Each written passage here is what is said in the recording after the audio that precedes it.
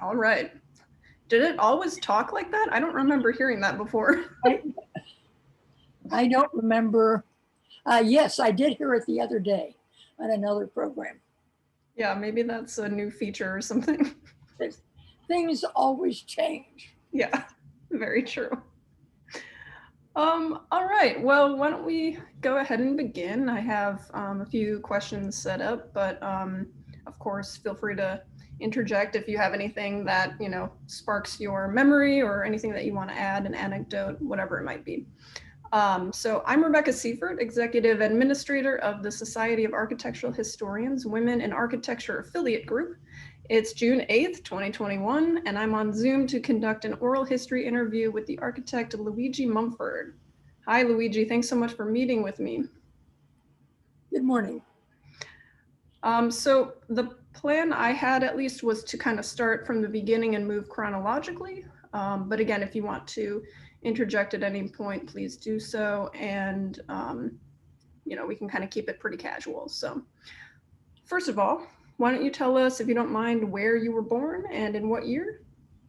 I was born at the old Presbyterian Hospital in Chicago on January 20th, 1931. And my tonsils came out later at St. Luke's. That was about 1939 or 40. And then, of course, those two hospitals combined, went out to the west side, and there's a whole history of that, which I found out more recently, like in the last 2 years. Yeah, well. And of course, that's all Rush now. But my children were born at Pres St. Luke's on the west side. Oh. And I have voted in Cook County my entire life. I've been a legal resident of Illinois in Cook County all my life. Although my parents, when I was born, lived in the city, they moved out to the northwest corner of Cook County, to the area now incorporated as Barrington Hills,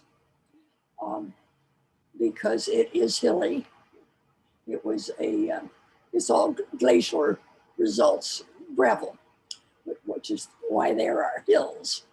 And it was an idyllic childhood. And after I graduated from Cornell, I lived at home for a year to pay off my loan, and then moved to the city. And my parents thought I would last 6 weeks, and I'm still here. Wow. Since you mentioned a little bit of your upbringing, could you tell us a little bit more about what your childhood, what your adolescence was, and maybe when you started first getting interested in architecture? Well, I grew up it was a classic ex-urban area at that point. When I read the Ex-Urbanites many years later, of course, when they invented the word, I said, oh, that was where exactly the kind of area I grew up in, although the book is about Lancaster County, Pennsylvania. But it's there, it had been farmland. The first non-indigenous people to settle there were basically Potawatomis. And then the first white settlers came about, I think about the 1830s or so. And eventually the railroad came through. It was farming and timber. And the line, they built a railroad line eventually from Chicago to Madison, Wisconsin, which went through Barrington. In fact, it continued going from Chicago to Madison, even when I was commuting many years later. That's long gone, and the tracks are torn up. But it was that whole railroad empire of the 18th century, late 18th.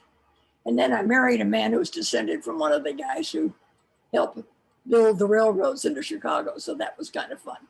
Oh, wow. But my father had a sister who married a Milwaukee architect, and she was his only surviving sister, and we were very fond of her husband.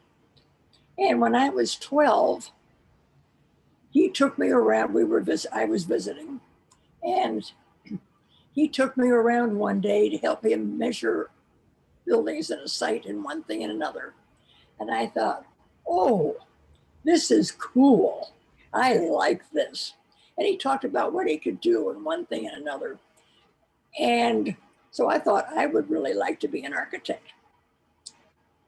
By the time I got to high school, I think I had learned to read by that time. But anyway, I got to high school, what was the girls' boarding school in Connecticut, very classical. And they didn't teach drafting. Of course, they didn't teach drafting, for heaven's sakes. But that's all right. So I took math, science, and graduated, went to the University of Colorado and took a BA in elementary education. It was post-war, and they needed teachers. So I taught 5th grade in Minneapolis for 2 years.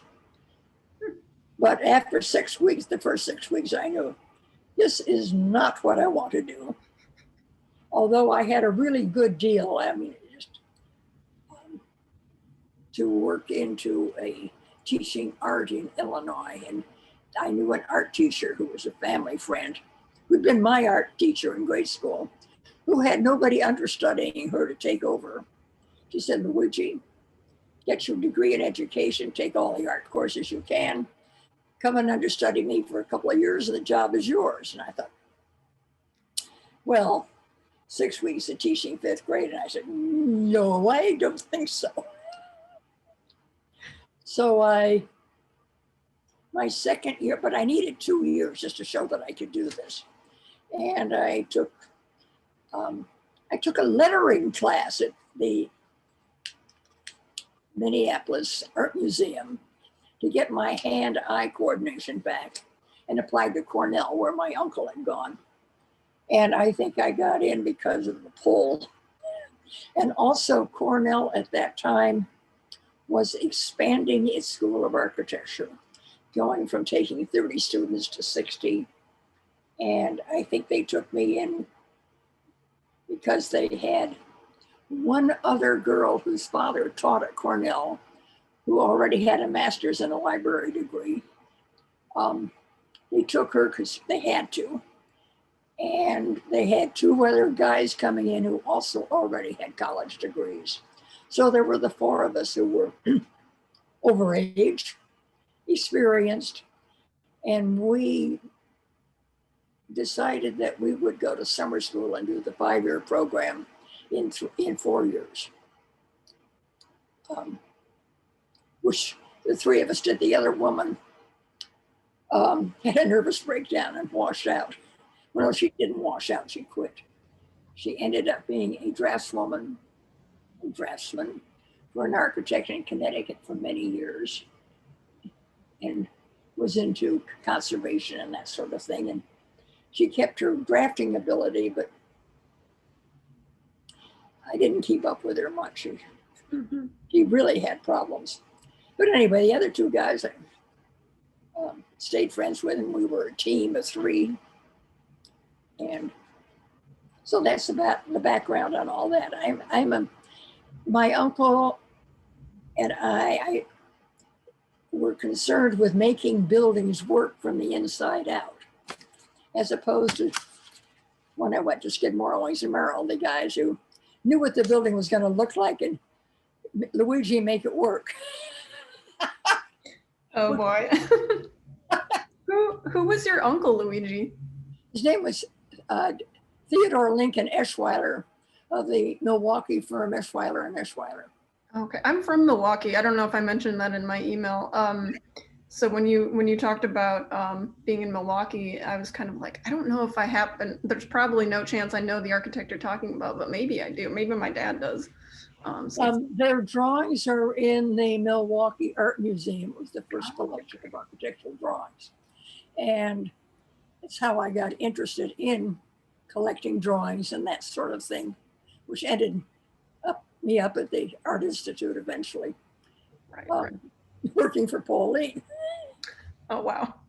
Well, actually, I was there before Pauline was, working with John Zukowski. as his first volunteer when he first came to Chicago. And John and I are still in email communication frequently. But That's great. Eschweiler and Eschweiler was an old architectural firm in Milwaukee. They did a lot of big buildings and a lot of small buildings. And they had, Dad Eschweiler had 3 sons. So it became Eschweiler and Eschweiler. And the 2 or 3 of his grandchildren were Eschweilers. There still is an Eschweiler architect, but not in Milwaukee. She's the daughter of the original Eschweiler's great-granddaughter of the original one. And I'm not sure where she is. She's on the Cornell Architecture School board. And I do know her father was Peter Quincy Eschweiler, who graduated from Cornell the year before I did, I think. So I'm kind of curious, during your time at Cornell, did you feel like it was noteworthy that you were a woman in the program? Was it something that, like, I would imagine it would be something like very remarkable and, I don't know, unusual for the time. Now, Cornell is an interesting school because it's part public and part private. And you don't know doesn't make any difference.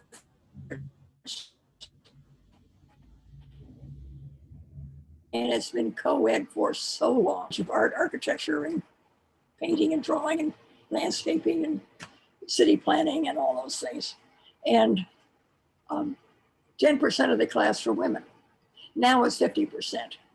But in my time, it was 10%. But that was more than any other school. Yeah, that's unusual, it seems. But again, I'm of the post-war period where when I was 27, mind you, 27, one of my friends from Barrington, who was a little older, and he was married and had 3 kids, and I knew his wife. And he said, Luigi, why didn't you ever get married? I said, I'm still in school.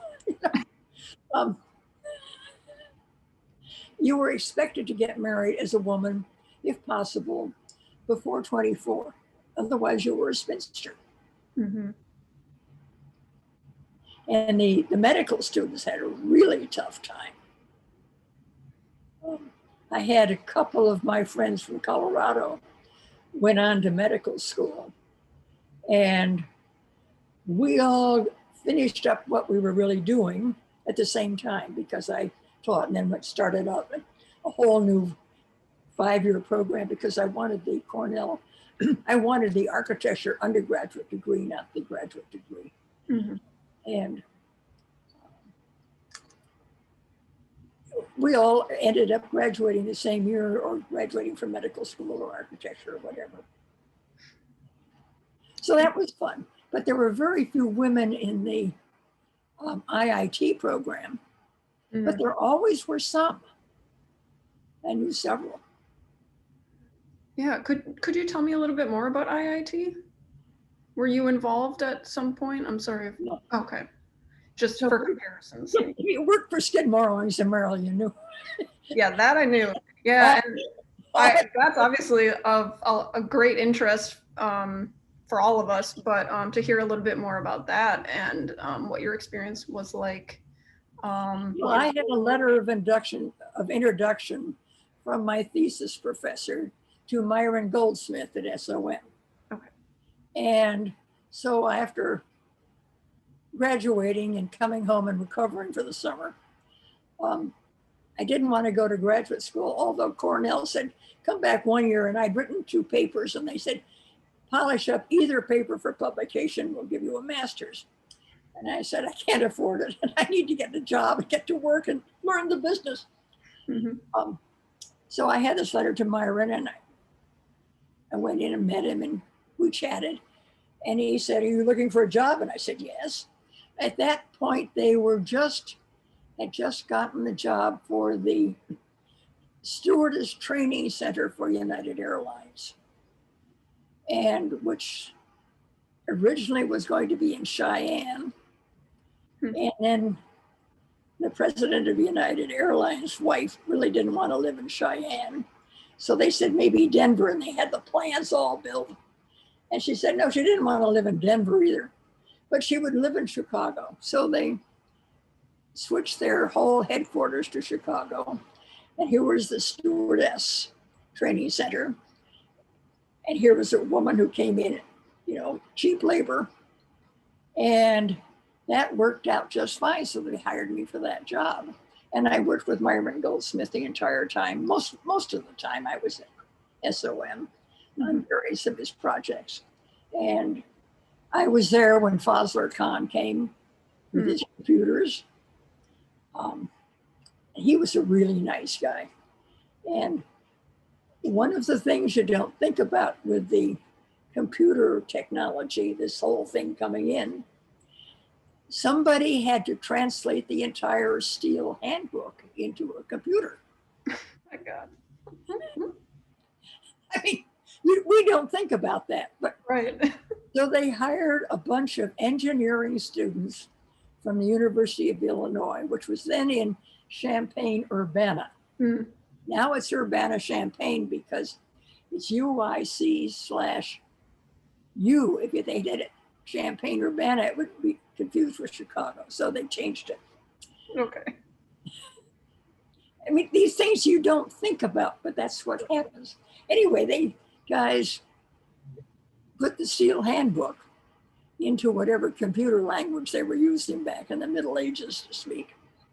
And the way they did that, according to my daughter, who's a librarian, is they have half of the people working from the beginning to the end and the other half working from the end to the beginning.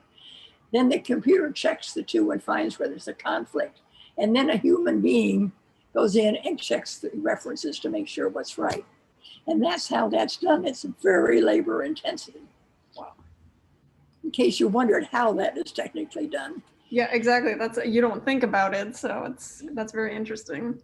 Nowadays, you just all work this, and the only computer language I ever dealt with was very simple-minded. I just forget COBOL and all that stuff. We had our first home computer we got in 1980, and you had to program all your programs on it. So that was kind of fun. So I did learn how to do that. Yeah, that's pretty early. I still have that. No, we gave that computer away. We got the next one. That's impressive. That was a Tandy 1. It was the first home computer. Wow. It's hard to imagine. And the hard drive was on cassette tapes. Interesting. Anyway, and you got a monthly bulletin giving you programs and stuff. And our son, who did not want to go to camp with horses and stuff, looked at this, and one of the things that Tandy did is they had a summer camp for kids to teach them how to use their computers. And my son, his eyes said, "Oh, can I go to that camp?" And we said, "Oh, yes." So off he went to Hartford for a week. Wow. He now, for a living, does computer security systems. Oh, interesting. Well, listen, it sounds like. And that's because he speaks 2 languages. He speaks techie and he also speaks client. That's a good combination. And most of the techies aren't very good with client. And he also will go and he also pulls all the wires and does all that kind of stuff. He amazes me. Yeah, my dad is in computers too, but he doesn't have the client side of things so well. The 3 guys were working together and for a very large firm, and they decided that where they had to have government clearance because they were doing military stuff. And they decided that, they could do stuff on their own. The 3 guys went off and formed their own little company. And now they have 40 people in 3 offices. Wow. And they don't even tell you the name of the company because the company doesn't have a telephone number. Wow. That's hard Anyway, to fathom. but they do government contract kind of stuff. So Right. I can't ask who their clients are. Oh, well, I can ask, but he can't tell me. Yeah, interesting. Super secret.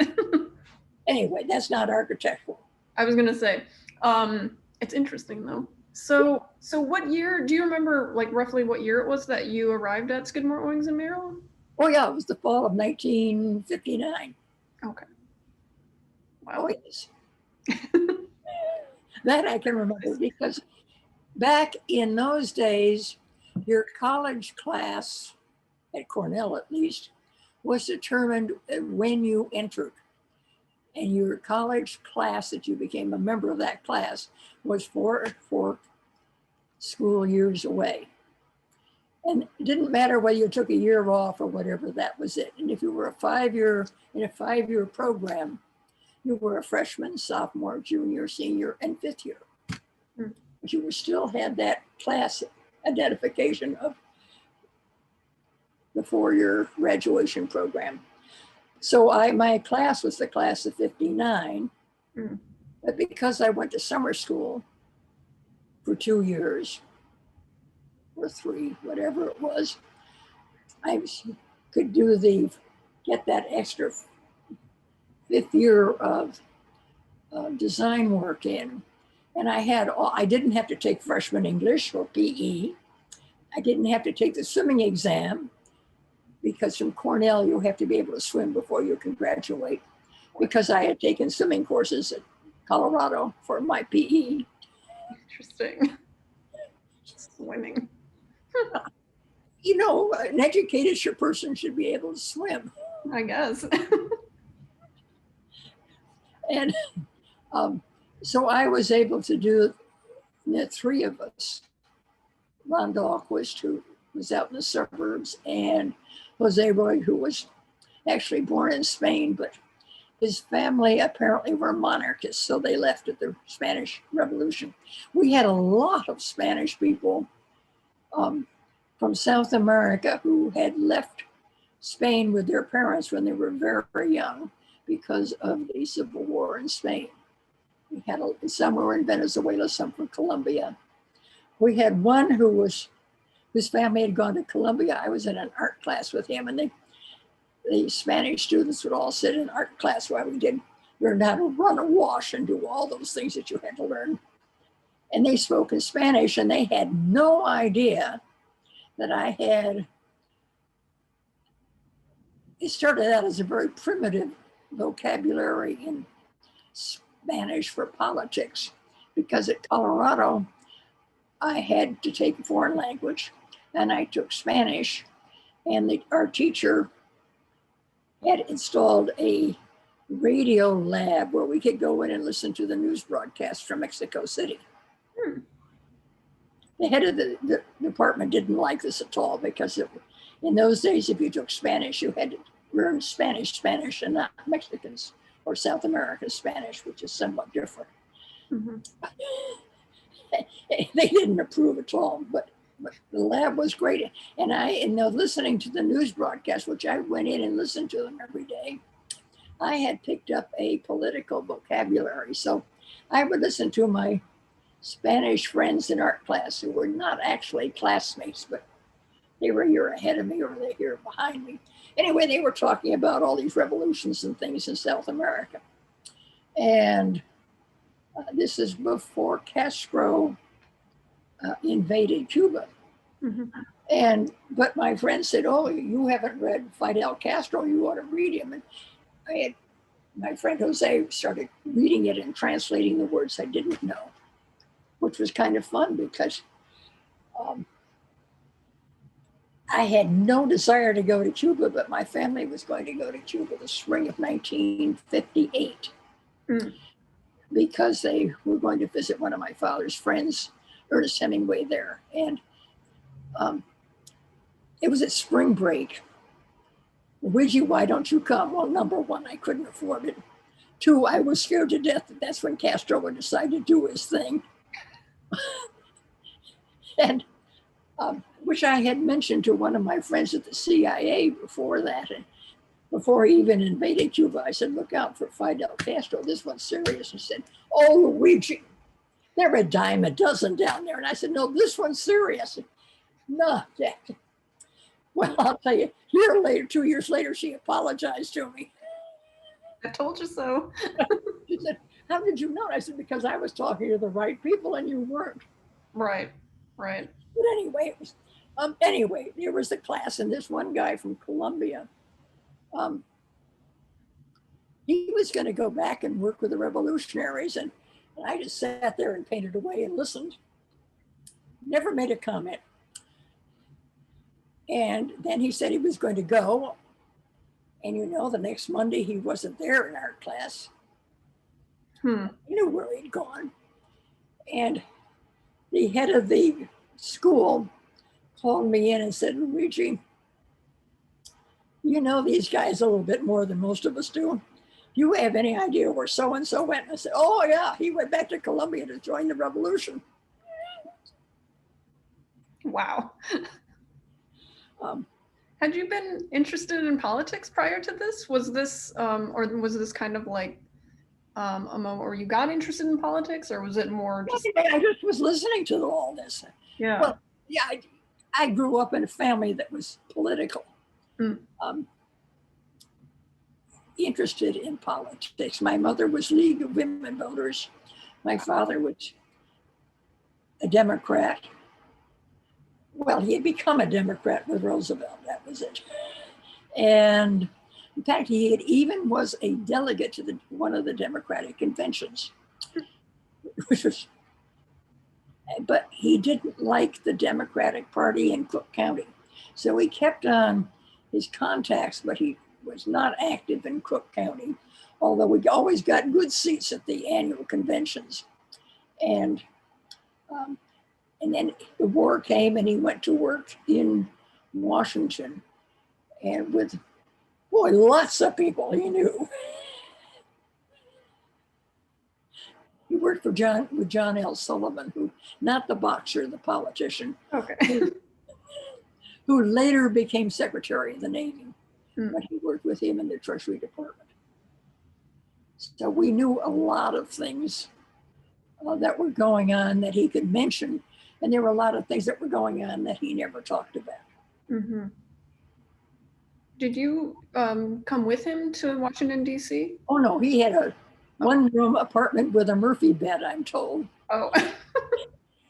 And we had, during the Second World War, meats and fats and canned goods were all rationed, and we had ration books with coupons for, red coupons for meat and fat, and blue coupons for cans, and shoe coupons for the 2 pairs of shoes we were allowed per year. And there was coupons for gasoline and all this stuff. And then we recycled all our newspapers, and we recycled our cans, and we did. So I still recycle this, Richard. No problem for me. But it's, how did I get on this subject? I don't know.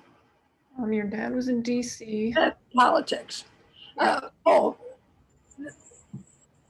My father's apartment.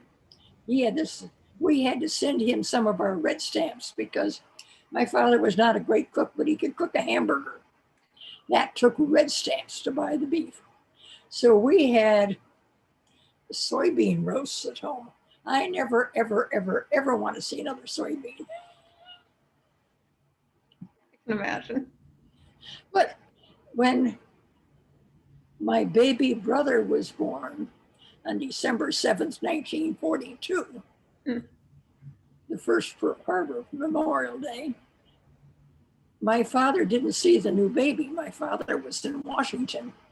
So by the time the baby was 6 weeks old, my mother got a wicker basket that I think had been designed to be a laundry basket or something, but it fit the baby, and took him on a train to Washington to meet his father. Oh, wow. But my mother had a sister who had a big house in Washington, so she stayed with her sister, not in this place with a Murphy bed. I was gonna say, who slept in the Murphy bed? Okay. Interesting. So it sounds like, I mean, you weren't in DC, but you were, you were at Cornell. You're obviously in Chicago, Minneapolis, Colorado. Had you done other travels prior Well, to? I went to high school in Connecticut. That's right. Yeah. So it was the same school my mother had gone to, two of my aunts and one of my cousins. Mm-hmm. And then I had a second cousin, Laura would be the second cousin, and then sort of a cousin-in-law, kind of a couple of those. Mm-hmm. And there were friends from Chicago that I hadn't known before that became long-term friends. And there were at least two others from Illinois that were my classmates. And two, yeah, there are two that are still alive, the last I heard. Mm-hmm. And so, but it was a typical girls finishing boarding school, but it was a feeder school to Smith. And I'd had 4 years of girls' school, thank you very much. What I wanted was a state university, a small one. Mm-hmm. Colorado was then, and a very good school. Now it really is a good school. In fact, nowadays, my boarding school has told me they have no trouble getting people into Smith. The hardest school in the country for them to get a student into is the University of Colorado. Oh, wow. Because it's very popular. It's a nice school. It's lovely. Mm-hmm. And they've got really good programs and a couple of Nobel Prize winners. And it's got the space and it's got the weather stuff, and the science is really taken off. Mm-hmm. It's very exciting for them. I was, learning to be a teacher, and I was doing other things and doing theater work. Oh, interesting. Um, How did that come about? Costume. Well, I had a friend across the hall in the freshman dorm who said, Luigi, why don't you take one of the drama classes? I said, well, what did you have in mind? Her name was Wilma Todd. And she was from just down the road somewhere. No, she was from Denver, I guess. And she said, well, how about the makeup and costume course? I said, sure, that sounds like fun. So I took a course in theatrical costuming and makeup. And we had great fun putting beards on each other and designing costumes. And I thought that was fun. And I liked the group of people. So I went into costuming, occasionally did electronics. The light board got so hot you could toast marshmallows over, because we did. Wow. And occasionally they wanted the techie people to be in a play sometimes. So the two of us that did costumes were in some play or other that was set in a doctor's office, but they wanted people to sit on a sofa in the waiting room. So we were there, and the people sitting, the little old ladies in the waiting room. I knit a whole pair of Argyle socks while doing this. My one stage appearance. The two of us were the only ones who got good reviews in the play. Oh my goodness. It's so interesting to hear about some of that, the background and how you started out in your studies at Colorado, and getting involved in maybe like teaching little kids and, like in theater and all this. And I'm just kind of curious if did this impact your work in architecture? Well, actually, the first job out of Colorado, I didn't have a job yet in Minneapolis. And so I went over to the local state hospital, the Elgin State Hospital, which was for people with psychiatric problems. And this is before drug therapy. And I was going to ask to volunteer. And they said, sure. And they set me around, and they suddenly had me taking tests and one thing and another. And then they started fingerprinting me and all that kind of thing. And I thought, well, that's very. They suddenly realized I wasn't there applying for a job. I was just asking to be a volunteer. So they said, "Oh, you want to work here, don't you?" I said, "Well, what did you have in mind?" So I was a psychiatric social worker for several months. Wow. Interesting. And then I went to they had lectures and things for the staff. It was absolutely fascinating. And I'm glad I did that. So I think people sometimes say, what were the most valuable experiences to train you to go into architecture? And I said, well, teaching helps you to deal with clients, and the psychiatric social work helped to deal with architects. Now, when I went to Skidmore, Owings, and Merrill, in the big drafting room, which in my era was on the 5th floor of the Inland Steel building, and it was glass on 3 sides, with long desks from running east-west, so you were facing somebody else. Some people face south, and some people face north, and it was absolutely charming. And it was a good experience because you were working with different people all the time. And at one point, this is one of my favorite stories. When I was pregnant with my first child, the head of the office would come around every week and go and talk to each one of the people and talk to what the job was and one thing and another. So he kept it, he knew what was on the boards so that he could bring a client around and say, these are the jobs. And he came around and he came to the guy that faced me, Dennis Jones. Dennis was about 6 feet something or other, had gone through, I think, Ohio State. I may be wrong on that, but I remember him saying Ohio State. Mm-hmm. I could be wrong, on a football scholarship. Big, black, today we think that, but he was brown, football player, but we were good friends. And his wife was also a teacher, so we both had children doctors at the same hospital, so we knew all about this. And the head of the office looked at, said, Dennis, why do you have that pile of newspapers down on the floor there? At this point, I was about 7 or 8 months pregnant. And Dennis, bless him, turned to him and said, oh, that's in case Luigi goes into labor and we have to deliver her baby here. Wow. That's a good story. I have no idea if that's why he had the newspapers there, but I wouldn't be surprised. So that's a very fond memory of Dennis, who was a really good architect and moved on to New York. Mm. Now we had Charlie Duster, who was a grandson of Ida B. Wells. And he's the one who got Skidmore to have a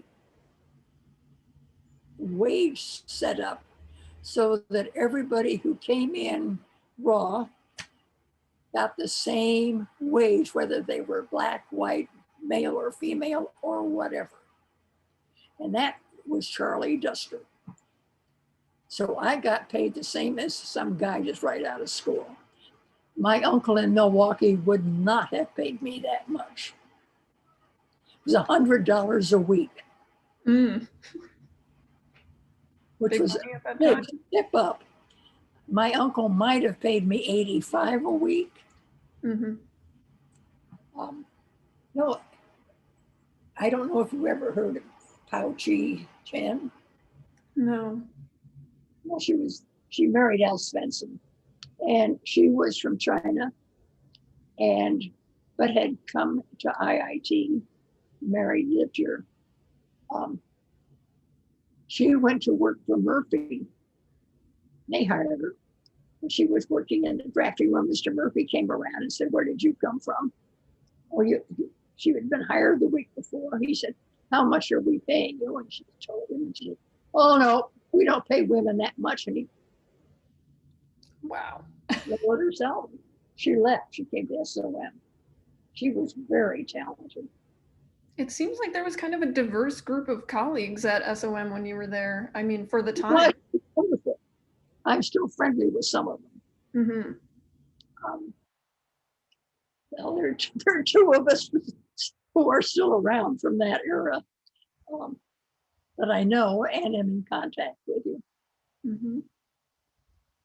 But it was a really nice group. Um, it was a big drafting room, and on the west side, the offices, private offices, were on the same floor. And on the west side was the office of Walter Natch, and on the east side was the door leading to Bruce Graham's. And sort of the Walter's teams tend to be over on the west side of the drafting room, and Bruce's people were sort of on the east side of the drafting room. And people like me were sort of in the middle because we went back and forth, which was, sort of entertaining. It was, they say, the psychiatric social work had been very useful. I can imagine. And then one project I worked on with Myron, which was a lot of fun, was for a new headquarters for American Breeders Service, which is artificial insemination for cattle, just north of Madison. And the owner of this company, developer of it, was a Chicagoan and a friend of one of the partners, SOM partners. And so Myron and I were working on that. And, the men got pretty sensitive about our product. But I was the farm girl, so I could talk about all this stuff.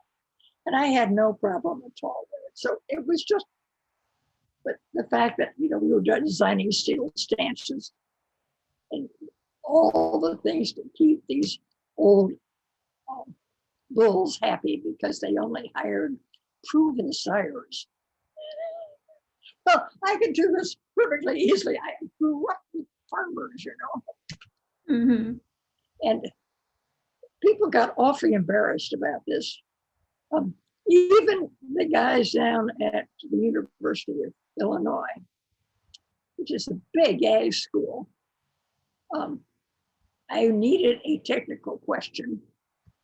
And I thought, well, I'll call the University of Illinois. Well, they did not approve of artificial insemination at all. They felt it was psychologically bad for the cow. Oh.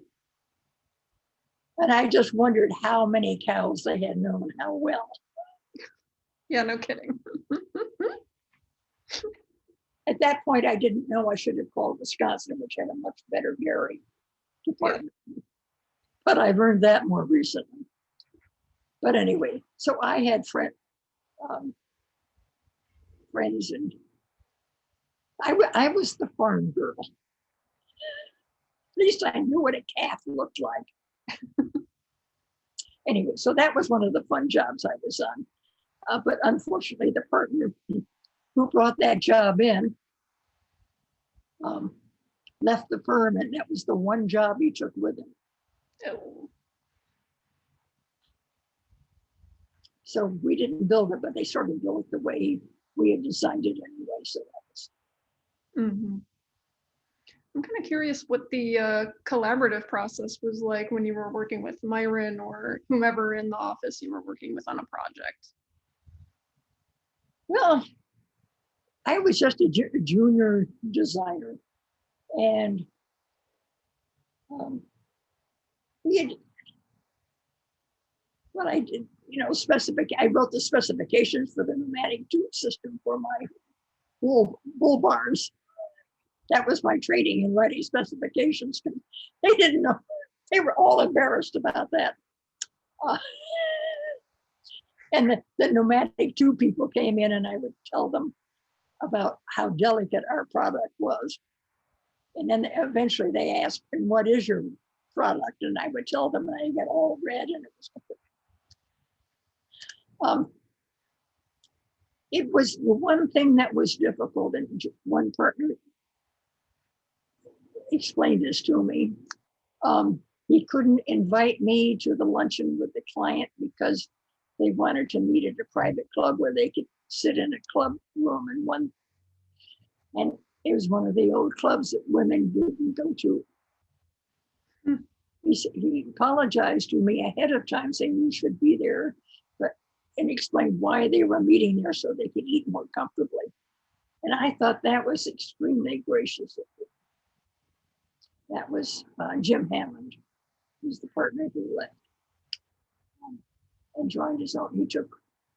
Peter Gross went with him, which is very funny because Peter didn't approve of artificial insemination either. But that's all right. Peter died last year, I think, or 2 years ago. Sorry to hear that. He lived across the street more or less, and I saw him and his wife from time to time because we were all members of the Lincoln Park Village,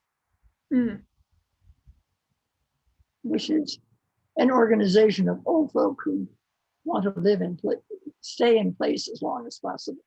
Mm-hmm. Which you probably never heard of, but you may in the future. Yeah, no kidding.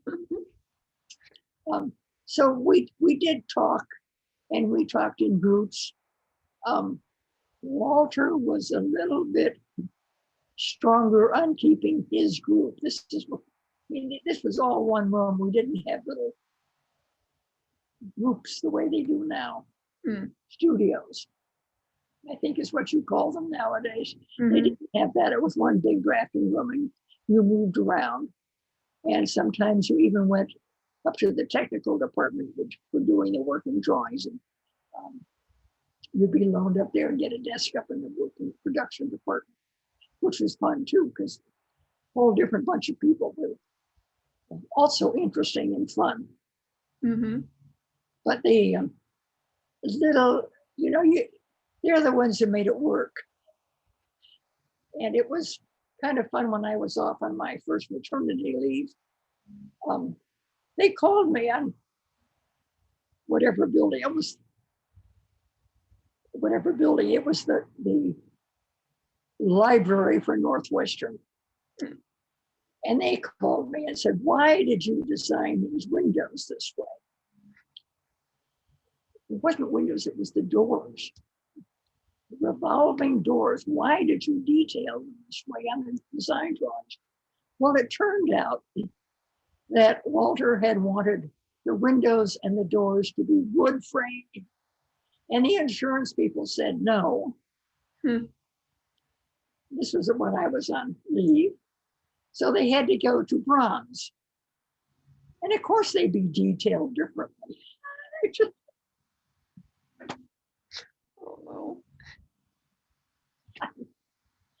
So I said, no, you detail it for bronze. That's quite different. For that, having worked on bronze extrusions, I said, you go to the bronze people and you see what extrusion shapes they have and you deal with what they've got. Mm-hmm. So that's, that took on a different floor, and then you kept to run it through all the channels to get it approved. But mm-hmm. Yeah, it sounds like with the way that it was set up, it was kind of like a more democratic kind of environment. I don't know, and then just going with the diversity of the park. It was much smaller and much more personal, mm-hmm. and very friendly, mm-hmm. except Walter had no sense of humor at all. Well, he did have a sense of humor. He lacked a sense of the ridiculous, which they're slightly different, and particularly when it applied to him. He couldn't laugh at himself, and that made it very hard sometimes. Mm-hmm. But, we're all different. True. And he was an extremely talented person. Bruce and I got along much better. Mm-hmm. The only argument we ever had was designing apartment buildings in a 2 or 3 bedroom apartment with 2 baths. which bathroom got the shower and which one got the tub. And that was because Jane liked baths and I liked showers. So it boiled down to you figured out which would fit where and let it go at that. Mm-hmm. Interesting. What were some of the other projects that kind of stand out in your memory in terms of either being, fun or exciting to work on, or particularly successful collaborations, or? Well, I worked on a number of competitions they didn't win, such as Sandburg Village, which was such a crooked deal that they had to change all the rules on competitions after that one. Wow. You didn't know that, did you? Yeah, that was all set up, and we had a fairly decent one. And I have lots of friends that live in Sandburg Village now. Yeah, but these things didn't end up being. You don't measure. The staircases are quite 3 feet wide. Right. But no, that was a setup, and we didn't know it then. About what year was that competition? I'm just kind of curious. Let's see, they were knocking down the old Clark Street when in 1960 and 61, because I was living in a coach house. Oh, okay. It was on the west side of Dearborn Street. And I'll tell you, those bulldozers woke me up every morning at 7 o'clock when they started knocking down the buildings. That's a rude awakening. Well, it was basically a slum clearance project. And many years later, after I had retired from the Art Institute, and I started volunteering at the Society of Architectural Historians for Pauline. In the basement was a collection of the previous owner, I guess, who returned the house, who had been in the real estate business. And in those papers were all the legal documents and letters and one thing and another, trying to outlaw renting or selling to blacks in that area.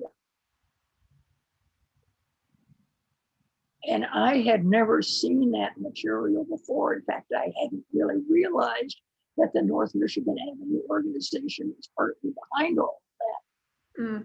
And the person who was receiving all this mail didn't really approve of it. But it's what saved the west side of LaSalle Street. And what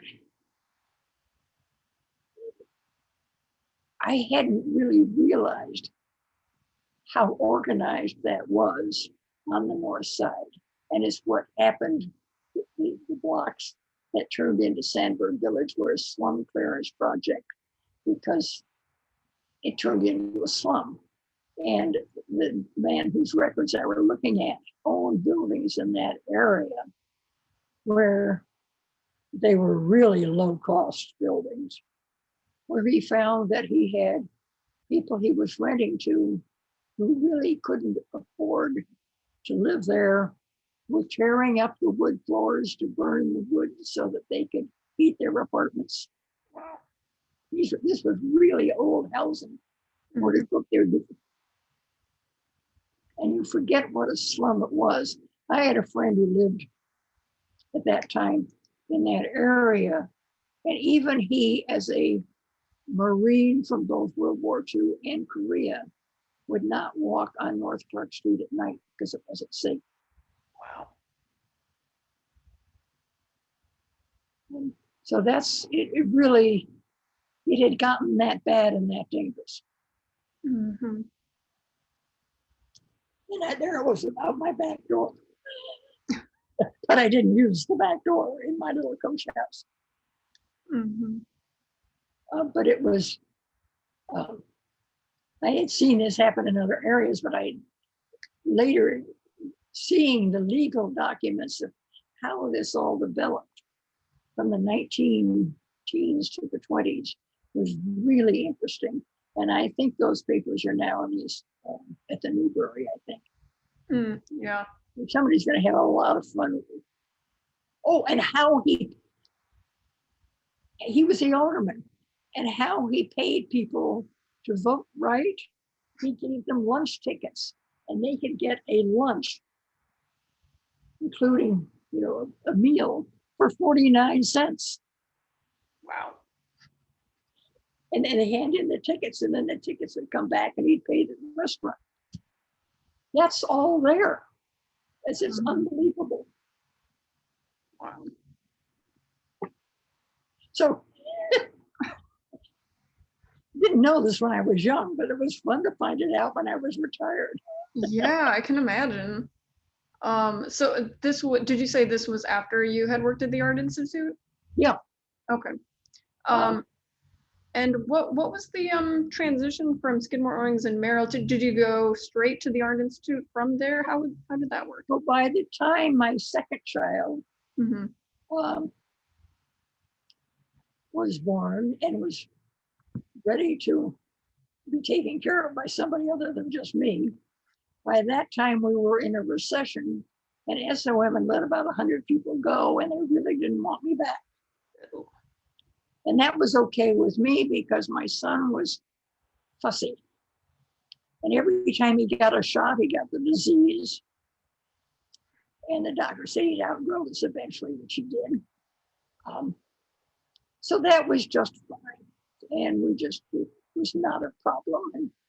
And so I became a mother and a school mom. And because we drove a big car where the school buses couldn't get through, I could and sometimes did get 14 kids in the back of the car. Whoa. Didn't have to do seatbelts then. That's when we were driving an International Harvester Travelall, which you have never heard of. Well, it was an International Harvester pickup truck chassis, but with a station wagon body. Mm. And the back part, if you folded down the second seat, you got you could pile 4 by 8 plywood, stack it inside the car. Mm-hmm. So it was big. It was boxy. But it was a wonderful car for carpooling. Mm-hmm. Because in those days they didn't need seatbelts. You could put 14 kids in the back and drive down the Dan Ryan. Yeah. I wouldn't do that today, but Terrifying. but we had a little rubber boat or whatever, and the boat fit inside the back. So, we were driving internationals for 21 years. By that time, they had stopped making them, and we had to get a Buick, which was more comfortable to sit in, perhaps. Mm-hmm. Not as big, had seat belts, and I think it would hold. I think we could get 8 or 10 people in with seat belts. Wow.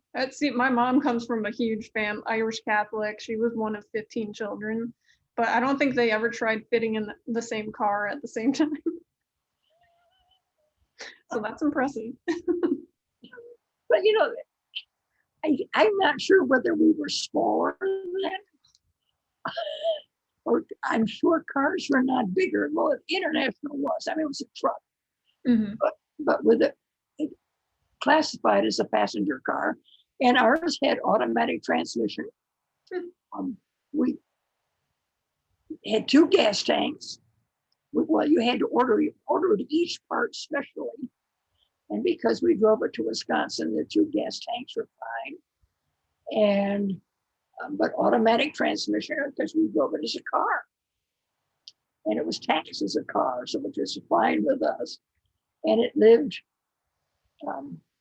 for our first 10 years we were married. We lived at the Reese Apartments at 909 10 Lakeshore. Fit in the garage just fine. So it was very satisfactory. And if the school bus couldn't get through, I picked up the kids. That's great. I made a pillow. It was red, and it said Mumford Rescue Squad #1. I love it. Do you still have it? This was fun. And at one point, there was a big fire at the corner. This is when we were living at 910 Lake Shore, and my son was an infant. And there was a fire on Michigan Avenue at roughly Oak Street. But the school bus couldn't get through to get the kindergartners' kids home from Francis Parker School. So the school called me, said, can you take the kids home from in your area? And I said, sure. Because I could get out to the outer drive and go up to Francis Parker and pick the kids up from the near north side in Streeterville. Well, that was just fine until we got to Michigan Avenue, and I had one of my daughter's classmates lived at the Hancock building, which meant we had to cross Michigan Avenue. And they weren't about to let me cross Michigan Avenue. So we held up the cushion that said Mumford Rescue Squad. Now, our car had a cream top and a red bottom, so it looked sort of official. Held it up. And the fireman, of course, wasn't believing this one bit. And he came up, he said, you can take her, send her across the street. I said, look, she's 4 years old. I have to take her and give her to the doorman personally. And he said, do you know how to drive over fire hoses? I said, of course I know how, because you drive on a diagonal. So he realized that I did know how to drive over fire hoses, because if you live in a community with emergency volunteer fire departments, you learn things like that. And so I could take her, and we drove over the fire hoses and delivered her to her doorman at the Hancock building. But holding up the pillow was just, the kids in the car just loved that. Yeah. Well, it sounds like, I don't know, you said there was the recession, so it almost kind of like wasn't a decision in your hands at that point. It was, No, and then I became a parent. Yeah. And a school mom. And then one of my grade school classmates, when I was in 5th grade, I had 2 classmates, Jay and Nancy. And Jay had gone on to high school in Kentucky, and then he graduated from Harvard. And he was back in Chicago. And his children went to the Latin school, but his sister taught at Francis Parker. Anyway, Jay called me when I guess my son was about 9 and said, Luigi, we think our Cub Scout troop, whatever they were, wants to expand. And I think you should have a little Cub Scout group of Francis Parker kids to join our troop. And I said, Jay, I would love to be a den mother, but it can't be just Francis Parker. I would like it. There's a Catholic school and a public school, so I'd like little boys from those. And he said, oh, that's terrific. So I had a mixed den there were 3 from Parker and at least 2 from the local public school and 2 from the local Catholic school. So everybody knew at least one person, but nobody knew everybody, but they grew up knowing each other. And they would come to my apartment on Monday afternoons, and we'd have fruit juice and cookies or something. And I would put a drop cloth on the kitchen floor, and we would do our little craft projects or go outside or whatever. I taught them how to score a baseball game. We did all sorts of, the dumb things that Cub Scouts do. But that's my friend Jay, who I had gone to school with for 5th, 6th, 7th, and 8th grade. Wow, and you stayed in touch that whole time? Oh, yeah. And let's see, I did see him at Harvard. And we saw him here. And then he moved out to Boulder, Colorado. Another Colorado connection. Well, yeah, but he doesn't live there anymore. Actually, for a while, he was in Boulder, and the other 5th grader, Nancy, had moved to Colorado Springs. So they were both in Colorado. So for a while, we all three were there. Jay has now moved to California, where his son lives, and Nancy is still in Colorado Springs. And the reason there were only 3 of us, it was a private school out in Barrington. And then the school consolidated the 9 local 2 and 3, 1, 2, and 3 rural grade schools, consolidated along with the private school into the first community consolidated district number 1 of Cook, Kane, Lake, and McHenry counties. And suddenly I didn't have just 2 old classmates. Suddenly I had 12 classmates, big class. And the school used both the teachers from the private school and the teachers from the public school came in, public schools. We had a lot more people, and the school is still there. Different building. They used the private school building for grades 3, 4, 5, 6, 7, and 8. Grades 1 and 2 that were in one of the Rick little schools that was nearby that the buses took the little ones to. And until a new school was built that housed all 8 grades. And eventually it became part of the Barrington public school system. Okay. So we grew up with this whole importance of education, a good education for everyone, the farmer kids, including the local indigenous people who never went to Iowa.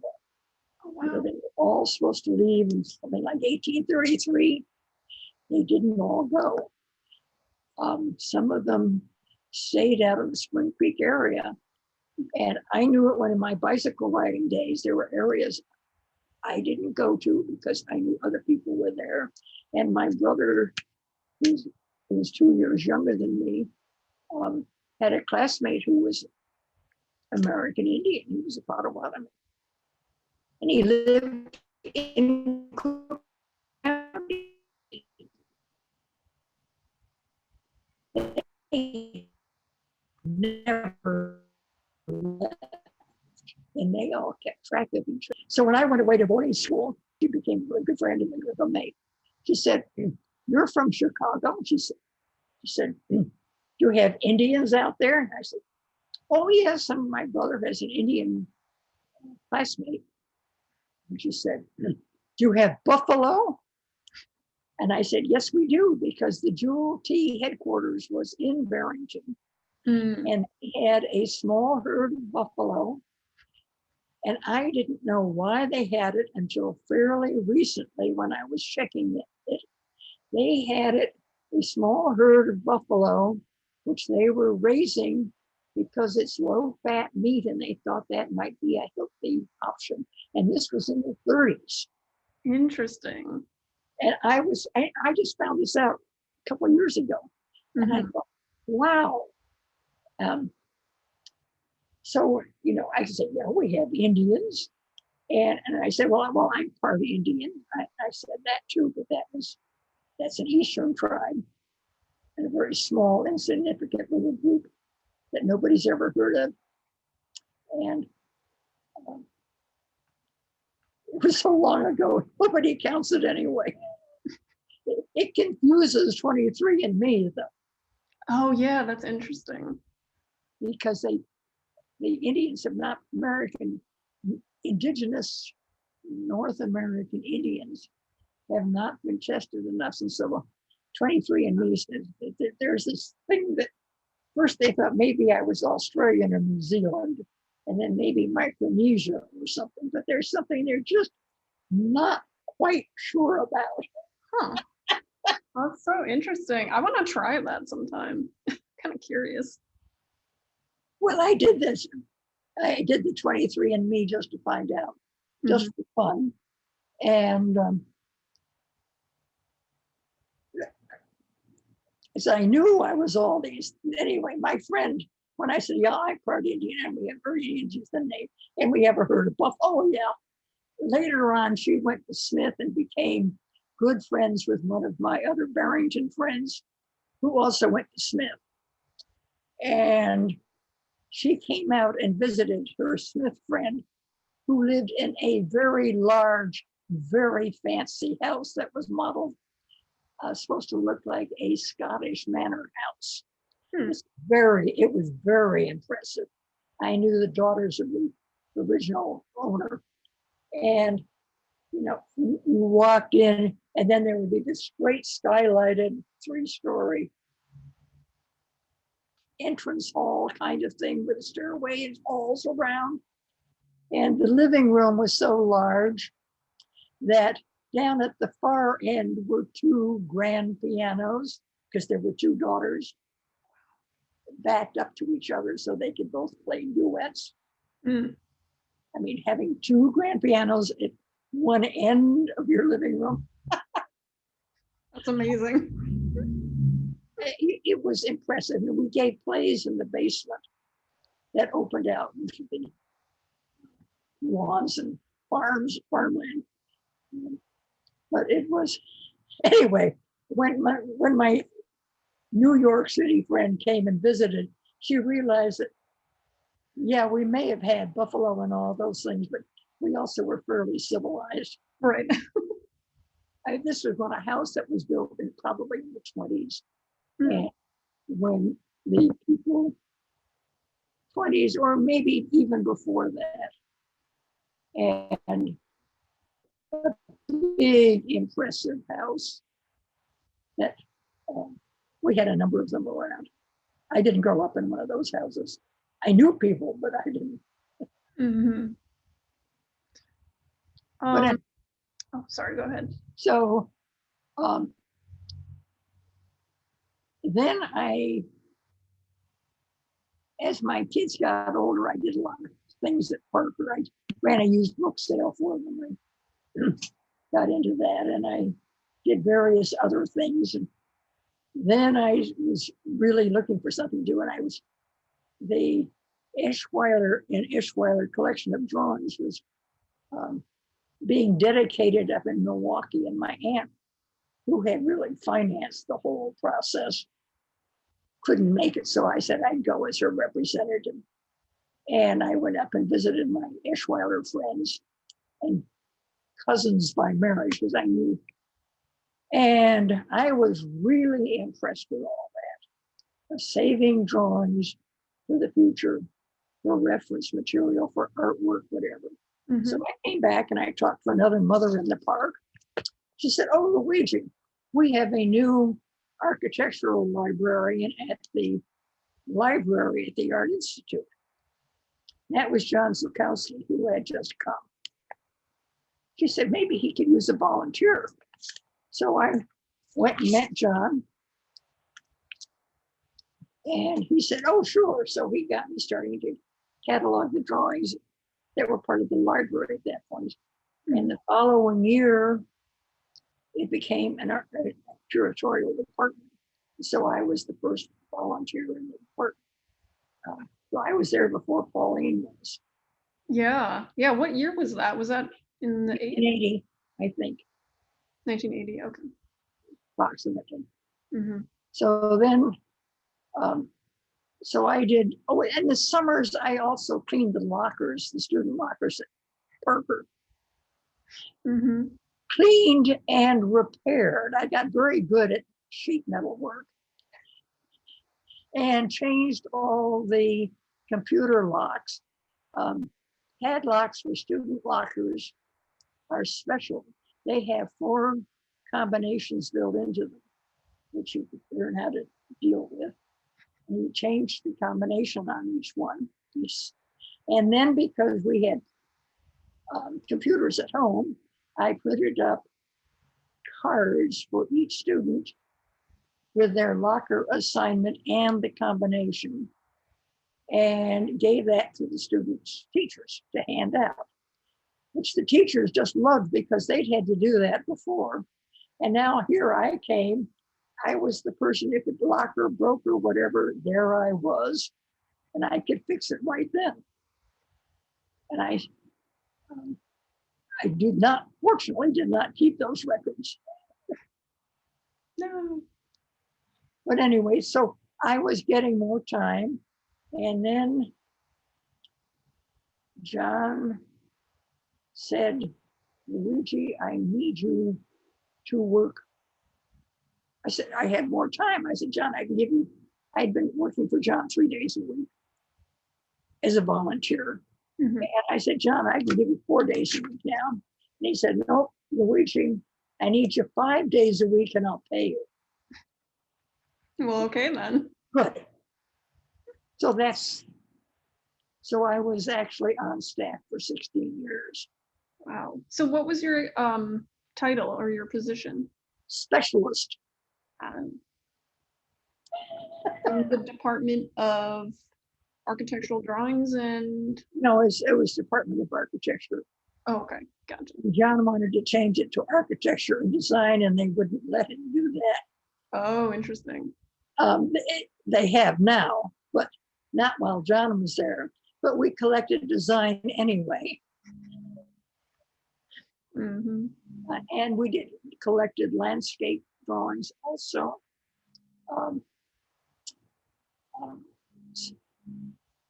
We collected anything.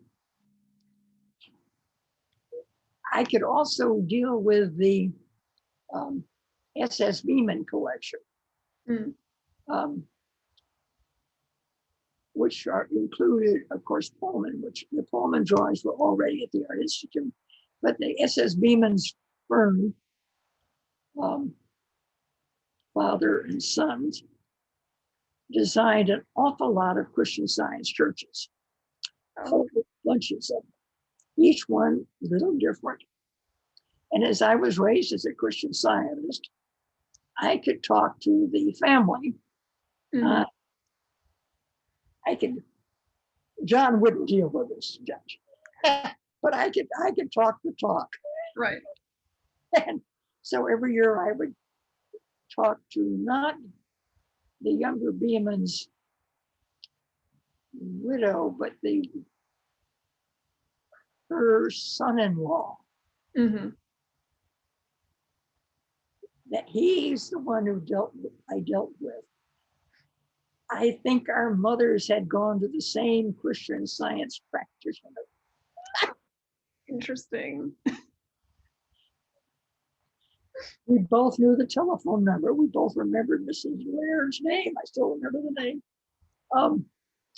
So I could do the talk and say, gee, do you want to donate any more drawings this year? In which case we have to get the work done. And since I left, I don't think they've gotten any more drawings. It took a personal touch to do that. Yeah. Usually that's what curators do, but in that case, I had a way of getting around that. Yeah, I was gonna say, it sounds like your role kind of was a little expansive considering. Well, it just did it. And then I had a computer and I got a little laptop handy computer, which I could take to work and do the cataloging on my little computer, and then take it home and put it on my bigger computer and print things out. At that point, just before they had gone digital,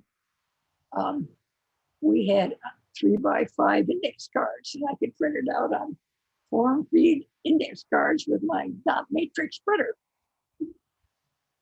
I still have a box of form feed 3x5 index Oh, cards. really? Love it. I still have a box of form feed filled stationery. This is Luigi H. Mumford, architect. I've been retired for 20 years or whatever. That's great, though. So now when I use that paper, it has form feed, so I rip off the edges Mm-hmm. and it'll go through my printer, but I have to rip off the edges to do that. And then it says Luigi Mumford, it says architect, and then I just add retired. Well, you got to be honest about these things. Right.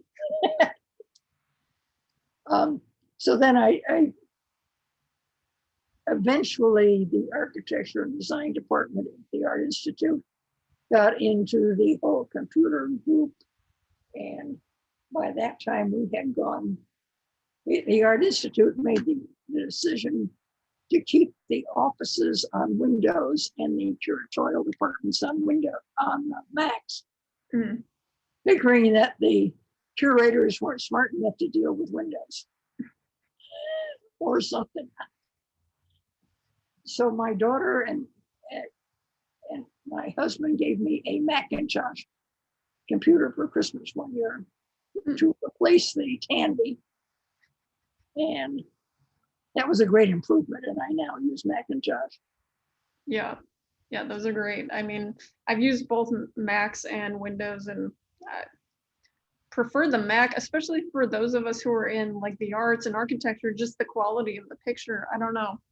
Maybe things have changed lately. I have no idea, but it seems like this is always kind of like the leader. I need a new one because this one is 10 years old and failing. Oh, wow. That's impressive. Well, I got one of a 17-inch screen laptop, and this was my second one. And it fits in a backpack. That's perfect. And I mean, so I could carry it to the SAH and stuff like that. It works fine. And also, if it goes wrong, it goes in the backpack and I can carry it to the Apple store and say, fix it.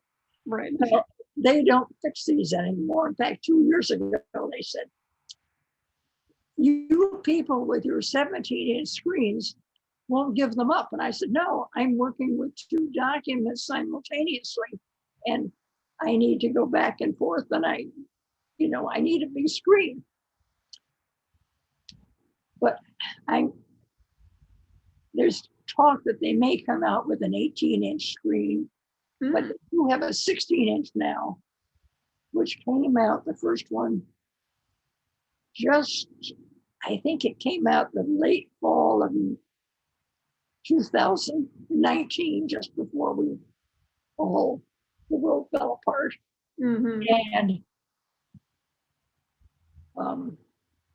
I thought, I think I can go with a 16-inch screen because the fidelity is greater.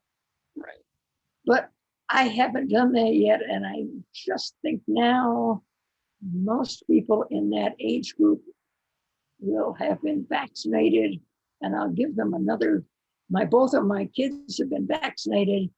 Good. Last week or so another 2 weeks in it. So I will call Apple and make an appointment to go in and take in all my stuff and say, I need a new computer. It's about that time. Well, but they don't make them all the things that I want, so I have to buy extra parts. And then I need, a new Word program, whatever, Office, whatever.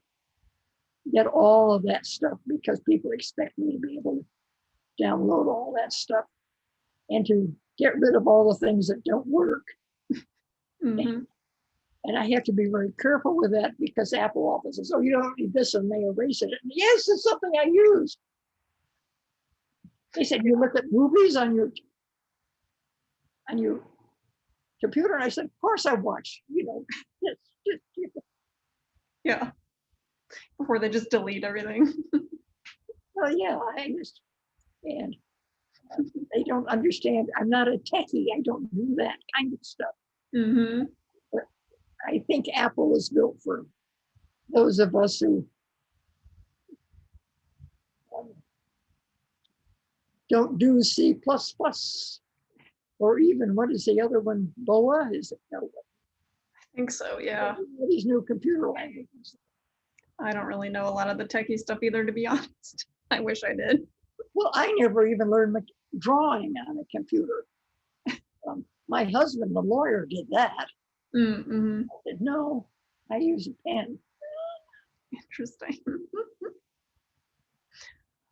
Well, listen, I don't want to keep you too much longer. I know we're almost going on an hour and a half here, but I feel like I could keep talking to you for hours. So I don't know if you would be open to maybe continuing the conversation another time.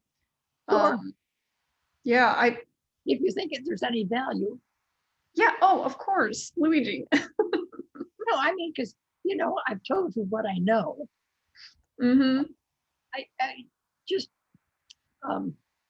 when I went back to SOM after my first child was born, I went back part-time, 4 hours a day. And I had a morning mother who came and took care of my child. And because I was not full-time, I did all these little short-term stuff like checking shop drawings. Mm. And not only that, but hardware schedules. But it was fascinating. And I learned a lot. I learned that checking things like that, you approve it, you tell what has to be changed. But when it's resubmitted, the things that were right before, they'll change those to make up for what they have to change. I sent back a hardware schedule 6 times because they did that. Wow. And they submitted, it was a lab. There was an X-ray machine and all sorts of stuff. The lead sheets between the walls. They submitted samples. Samples weren't the right thickness. I was the only one for a while who had a metric ruler, which I had bought in Lima, Peru, because you couldn't buy them in Chicago. But when I was in Lima, I went into a drafting store and found a metric scale. Cool. Yeah. So we had lots of people from metric countries working there, but they had to learn the English system. They were just beginning to move into European stuff. Now I'm sure they all have it, but I, at that time, was the only one that had handy a metric rule. So I would make it say, no, this is not 6, this is only 4. Sent it back saying, no, this will not do. Yeah. And they were quite impressed with that. You couldn't do that 8 hours a day, day in and day out, but I could do it 4 hours a day. That's no problem. Mm-hmm. And I learned that, you've got to check everything all the time. And which sometimes, at one point I was walking to SOM, I guess it was before my daughter was born, before I was pregnant. I was walking, would walk to work, and it's walked by a construction site that I've been working on. And I said, what are they doing? Why are they drilling a caisson there? There's no column there. And I sort of lined it up. And I went back to the office and pulled out our drawings. It was for the plaza between just south of the Tribune Tower, where the Apple building is now. Mm-hmm. And I said, yeah. So I went back and I checked our drawings and the design. I went up to the structural department and said, why are you drilling a caisson there? Well, they had changed the location of the, and changed the beam and the girder and all this stuff. I said, let's measure their girder because that goes over the train tracks there, which I carefully found out the size of the locomotives because there were still trains going through there to Navy Pier. Oh, wow. It has to be able to clear the locomotives and the cabooses and all the cars in height. Did you know that? No. Well, it worked, but we had originally designed it. It's that kind of fussy little detail, which is fun. But you know, if you design buildings, that's what you do. Right. Well, and if you hadn't happened to walk right by the construction site, I mean, how often did you visit the construction sites of your projects? Well, that one, that had gone on to other departments, but I just, that really bugged me. And later on that site, actually I was walking home one day.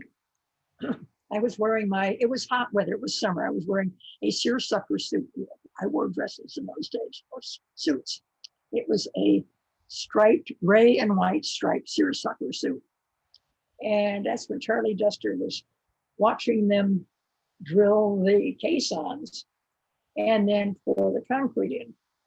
And it was late, but they were pouring concrete. He said, Luigi, do you want to go down into one of the caissons? And I looked down at my white and light gray suit and said, no, I don't think so. And then he agreed that maybe that wasn't such a great idea. And he said, well, can you spell me so I can go get something to eat and use the bathroom? And I said, oh, sure, I can do that. He said, you've got a license. I said, yes, I have a license. So Charlie went off and he could get something to eat and one thing and another because they were pouring concrete and somebody had to be there to do the test samples and all that. So I did that. So on what was then the Equitable building, and I don't know what it is now, got my signature on the one batch of concrete. So, you know, we worked as a team and, you know, it was just, we were all friends and it worked out. I think he'd been part of that. I said, yeah, but did you measure the locomotive? And he knew I was concerned with these things. Right. Yeah, I mean, you have to be, and then after you put all that work into accommodating it in the, you know, in the design, and then see it. I wouldn't have thought, but you know, it worked out, and it was okay. But, there hadn't been the talking between design and production, and they didn't realize these things. And that's what happens in a big office, and you see these awful accidents that happen sometimes because somebody hasn't done that. Fortunately, that's rare. Yeah. Because I had heard of some women, it was some symposium that I attended a couple of years ago, where a few women who were in architecture now were talking about being excluded or kind of like condescended to on construction sites. And I thought, oh, geez. And it's still happening today. So I was just curious if you had experienced any of that, but it doesn't sound like it. Well, they gave me a pink hat with a flower on it.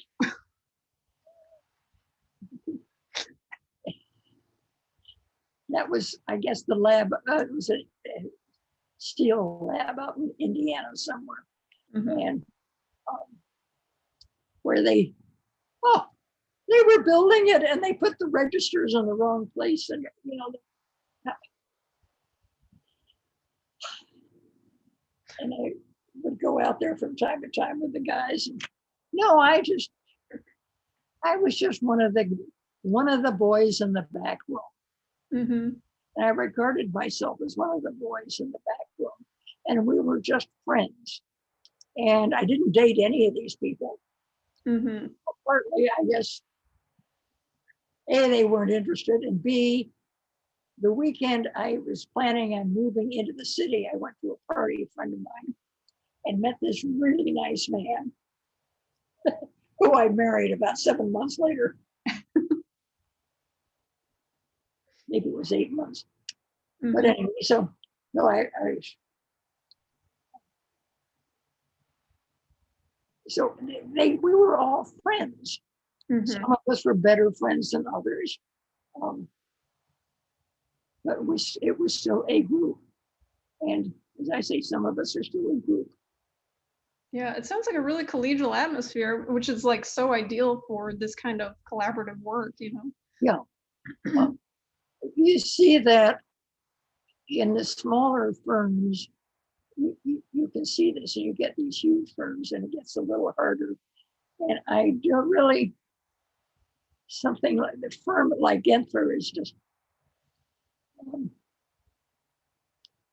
who was a class ahead of me at Cornell, and he just died.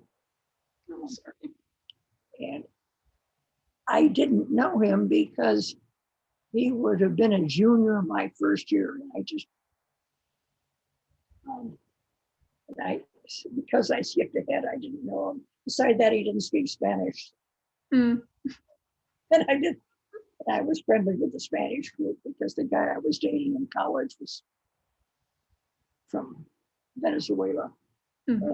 which is, but he spoke English because he'd gone to school in the Philippines. And um, because I had this connection with the Spanish ones, well,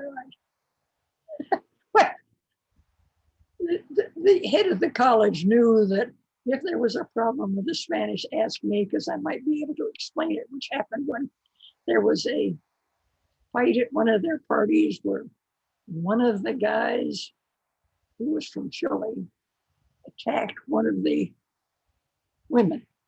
Mm. And he was an architect, and one of the architect's students from Venezuela, who I knew better, came in and broke it up and slugged the guy from Colombia. Wow. I think cracked his jaw or something, but he really stopped this assault. I was about 6 feet away from this happening.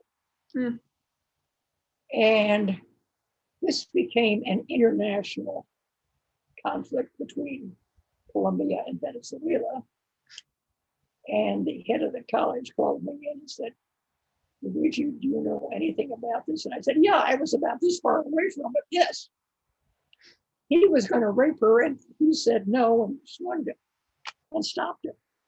Wow. Well, that I was thanked. That report went to the State Department, and the guy from Colombia we never saw again. Wow. So it helped too. And I speak no Spanish at all now. Oh, you talked about going to Peru. I was curious, when was your trip to Peru? Did you travel elsewhere? Peru was 1964, I think. Oh, okay. And I went with my husband, and we went to Lima and then to Arequipa, south, flying over the desert with those farms in the desert, which you can't see. Right. Well, you can from the highway, I know, but there wasn't much of a highway then. But from the airplane, you can see it, which is absolutely amazing. And then there's a university there, and Bruce Graham's uncle was in Arequipa, and we looked up him because Jane told me absolutely go see this. He's great. So, well, uncle is married to Bruce's aunt. The aunt wasn't there, but the husband was. He was considered the most brilliant and most important political mind on the west coast of South America at that time. And he wrote these amazing essays on government that could be read even with my Spanish. That the people who were Spanish was their second or third language could follow. Brilliant guys. His office had a photograph of Gandhi at one end and of Lincoln at the other end. Gives you a feeling. Anyway, they invited us for dinner, and we had a fine time there. And then we took the train up to Puno on Lake Titicaca, and then the train down to Cusco. And then from there, we went to Machu Picchu, where my mother had gone in 1926. Oh, My wow. mother was possibly the first European woman to ever see it. Right. It's not, it was a, and the train that went from Cusco to Machu Picchu train, there were tracks there, but the train that did that was a remodeled Detroit school bus that they put train track wheels on. That is so weird. And it still said Detroit. It was still a school bus. It was still a Detroit school bus. And so we went there and we had reservations for the night and stayed there and trooped around and saw it and came back. And then where did we go? We went up to, Peru has a deep water port on the Amazon River. And we went there and stayed there for a few days, and which was really quite interesting to see the real jungle and the still indigenous people living like indigenous people. And then we were going to fly to Manaus, but one airplane wouldn't work and the engine on the other plane wouldn't start. So Manaus, we flew back to Lima and then flew directly to Rio and did Brazil for a bit and went to a town that's since been, and we went to Brasilia. Brasilia was interesting at that point. There had been several years beforehand, there was a strike. The workers left one Friday night and then went back. We were there a year or so later and the tools were still there. The buildings were all, the cathedral hadn't been started, but it had been started, but just, it was wide open and it was very interesting. But quite an interesting concept. And I haven't been back. Because you said that was what? Old gold mining town where. Sorry, you said that was 1964 that you were there? Oh, yeah. And we're restoring it. And there was a hotel that was just hilarious. But we were sitting, I think, in the lounge of the hotel. We sort of opened off to the bar in the back, and I was sitting there with my husband. I guess we were having a cup of coffee or something. And I heard people from the bar speaking English. And one of them had an accent, man's accent, that was just like my father's.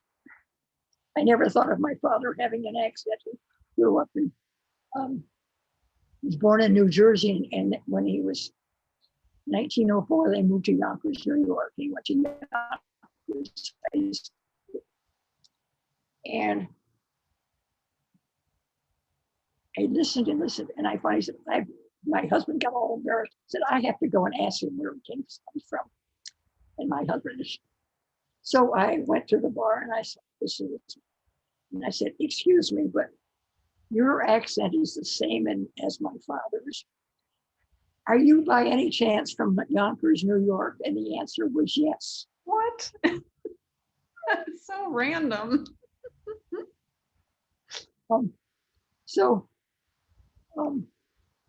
He was younger than my father, but there was something about the Yonkers, New York accent at that time. I knew one of my father's high school classmates who taught at Cornell, and same accent. Mm-hmm. He was a Spanish author, I think. Oh, okay. So Yonkers has changed an awful lot. I was gonna say, I mean, there's still an accent. I lived in Poughkeepsie for a few years, and then I lived in New York City for about 12 years. And I mean, like you say, it's different now, but there's still, when I moved there from Milwaukee, everybody was noting my accent. So, Well, you just, but if you've noticed, or maybe you haven't, when I was growing up, there were a lot more regional accents. mm, And I think the rise of national television is what changed it, oh, interesting. because the accent now is closer, and this is not just the United States, this includes England and parts of Canada and the English speaking Canadians. It's become a Midwestern accent was picked, is the Nebraska accent Hmm. to use as the accent-free accent. And if you watch the British mysteries and things, which I enjoy, Mm-hmm. they more or less, in many cases, are speaking educated American Midwestern English kind of thing that we can understand. And if you look at the really old British movies, it's much harder. Yeah. So everybody sort of talks like a Midwesterner. When I was at Cornell, I lived in an attic in a building owned by the university. And the attic, the lower two floors had apartments for families, which they rented to families for very modest amounts. And the attic had 5 bedrooms and 4 kitchens and 2 bathrooms. 2 of the apartments had bedrooms and kitchens that connected. 2 of them had the kitchens at the east end or the west end of the building that were not have an opening to their bedroom. And 1 apartment didn't have a kitchen at all, but had to share with whoever would be willing to share. And we all shared 2 bathrooms. Wow. It was an interesting, the other apartments were all rented out to secretaries at the university. But it was right next to the suspension bridge across one of the canyons that led up to the architecture school. So it was extremely handy for me. And there was a garage, which I think I could rent for $5 a month. I think the apartment, which came furnished for something like $40 a month. You don't want to know what we're paying these days. There was 1 hall telephone for everybody, for us, the 5 of us up there. And one of the women in the attic, Jane Lee, was a secretary, I think, for the astronomy department or some such thing. But she had calls that came in from New York, from Brooklyn. And it was a Brooklyn, they came in person to person because if she wasn't there, they didn't want to talk to her. And the operator in Brooklyn had an accent that I couldn't understand. Ms. Jane Lee, Brooklyn call. Well, I finally learned, when I was this operator, I couldn't understand. They wanted Jane. But it was just gruesome. Mm-hmm. I must say, I did get 1 call once. My 2 rooms, which were connected, were closest to the telephone, so I tended to get it, answer it, and get people. And it was ringing about 2 o'clock in the middle of the night, and I went out and answered the phone. And it was somebody I never heard of, but he identified himself as a ham radio operator who had just received a radio message, shortwave, from the Antarctic. And they asked if they could patch it through to a collect call to me at Ithaca. Wow. Would I accept the charges? And this is the operator explaining all this. And I said, oh, yes, I will. I do know somebody in the Antarctic. And it was my friend Bill Marshall calling me. That's crazy. Because what they did when the guys down there, it was summer in the Antarctic. It was at that particular day, it was colder in Ithaca than it was in the Antarctic. And they play with their shortwave radios and they'd contact these ham operators. And anybody would say, we've got somebody here who will patch a call in. Does anybody know somebody in New York or Arizona or wherever they contacted? Well, they contacted somebody in upstate New York. And so my friend Bill said, oh yeah, I have somebody there. So he'd go. And it was a radio kind of thing. It's hello, how are you? I am fine. Over. Because it was Okay. which only time I've done that. He had already called my mother, so I knew this might be happening. And he liked my mother too, because my mother had an older brother who had been with Byrd in the Antarctic, and that was. Oh wow. So my friend Bill was amazed that he met me, that somebody had knew about the Antarctic and had been with Byrd, and my uncle apparently was the science officer on that expedition. And because he had a master's degree in some science or other from Yale. Wow. But anyway, so that the telephone system was primitive but interesting. But we were all friendly except for one girl who stole things. And I'm not sure how we got rid of her. Maybe she got rid of herself. No, she broke into someone else's apartment and stole her fur coat. Oh wow. And that they were able to prove that, and they fired her. Wow. But that got real messy, and she wasn't really nice. And the person who took her apartment was really nice after that. So. Yeah. But it was an interesting place. And one of the couples on the lower levels, well, there were two interesting couples. One was a guy working on his doctorate in pomology, which is the science of apples and fruits. And he was the guy to go to on Halloween because he handled out apples as Halloween treats. And then on the ground floor, right at the bottom of our stairway, was the professor, my calculus professor, who was Polish and had gone through,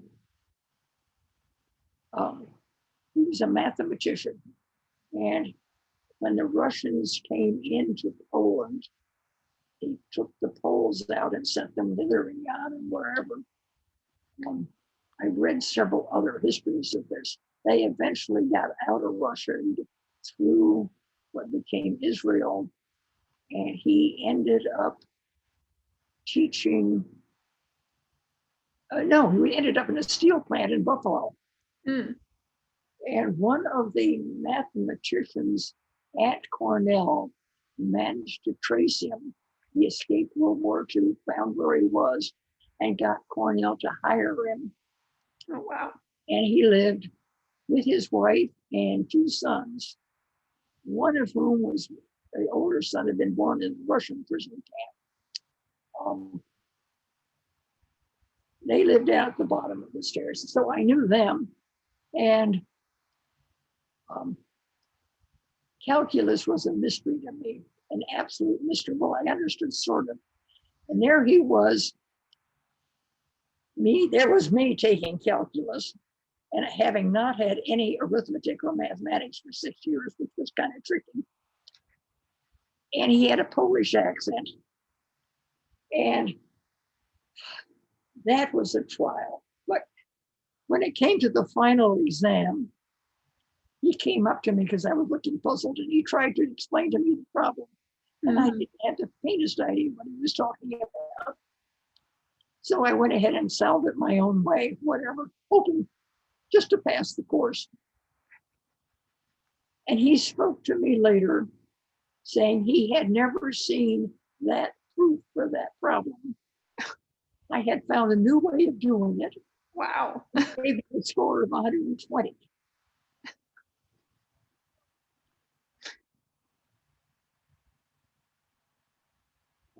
That's crazy.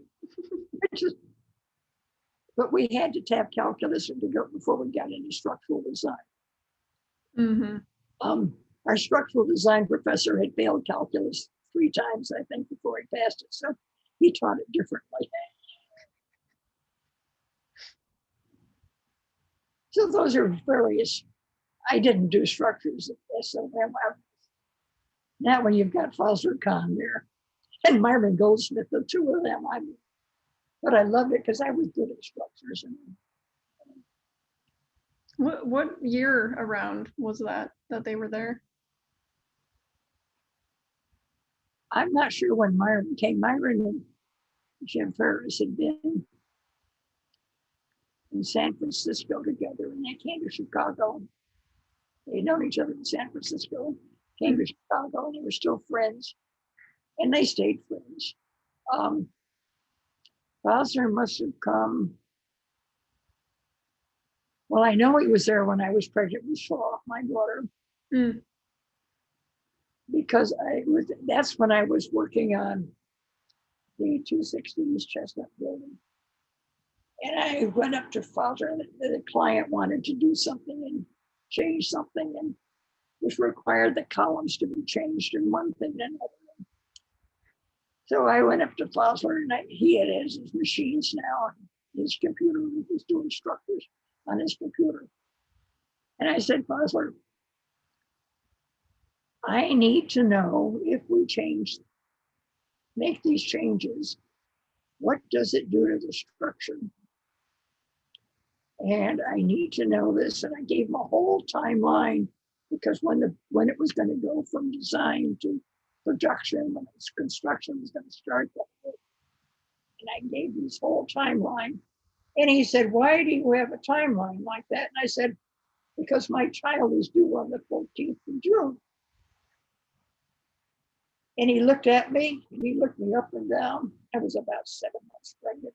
This was quite an interesting pregnancy all the way along. And said, oh, I thought everybody was wearing dresses like that nowadays.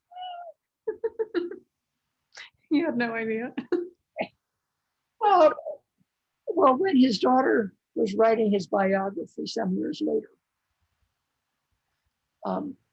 she interviewed me, and I told her this story, and she said, you know, everybody else has given me all the science facts. That's the one story that shows her father how he was a people person. Mm-hmm. Yeah, that's important. And she was delighted. She's a charmer. I liked her a lot. Mm-hmm. She's also a structural engineer, but so I'm quoted in her footnotes in her book, and to be in the index in the biography of Fosler Khan, I think, is one of the highlights of my life. That is pretty cool. Yeah. I could do some of the other structural stuff too, but that was a real highlight that we enjoyed, and I liked it. And her mother was Austrian. Fosler had a problem. Fosler said, this is what he told me. He said, when he was born and as he was growing up, he was Indian. So he grew up, and suddenly in 1946, he was no longer Indian, he was a Pakistani. And that was a real problem. And then even later, when the eastern part of Pakistan became Bangladesh, he wasn't even Pakistani anymore, he was Bangladeshi. And this, for that whole group, his family, he hadn't moved. Well, he had moved.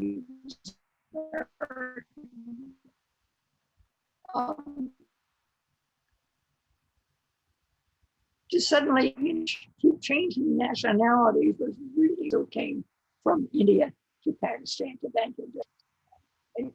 those of us who have been born here and have lived here in this country Right. since before it was a country, it is weird, but it's something that it's interesting and gives a feeling about other, other problems in the world. And I now have a friend from India who gives wonderful lectures. She really neat. But I don't ask her. She was born after 46, so she's always been from India. So it's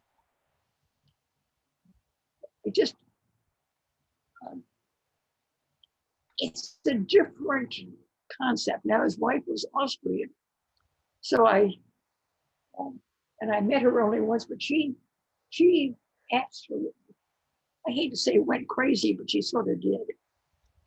She became a problem, a mental problem for children.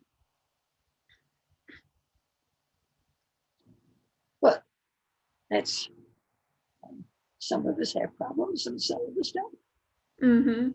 Yeah, different types of problems for sure.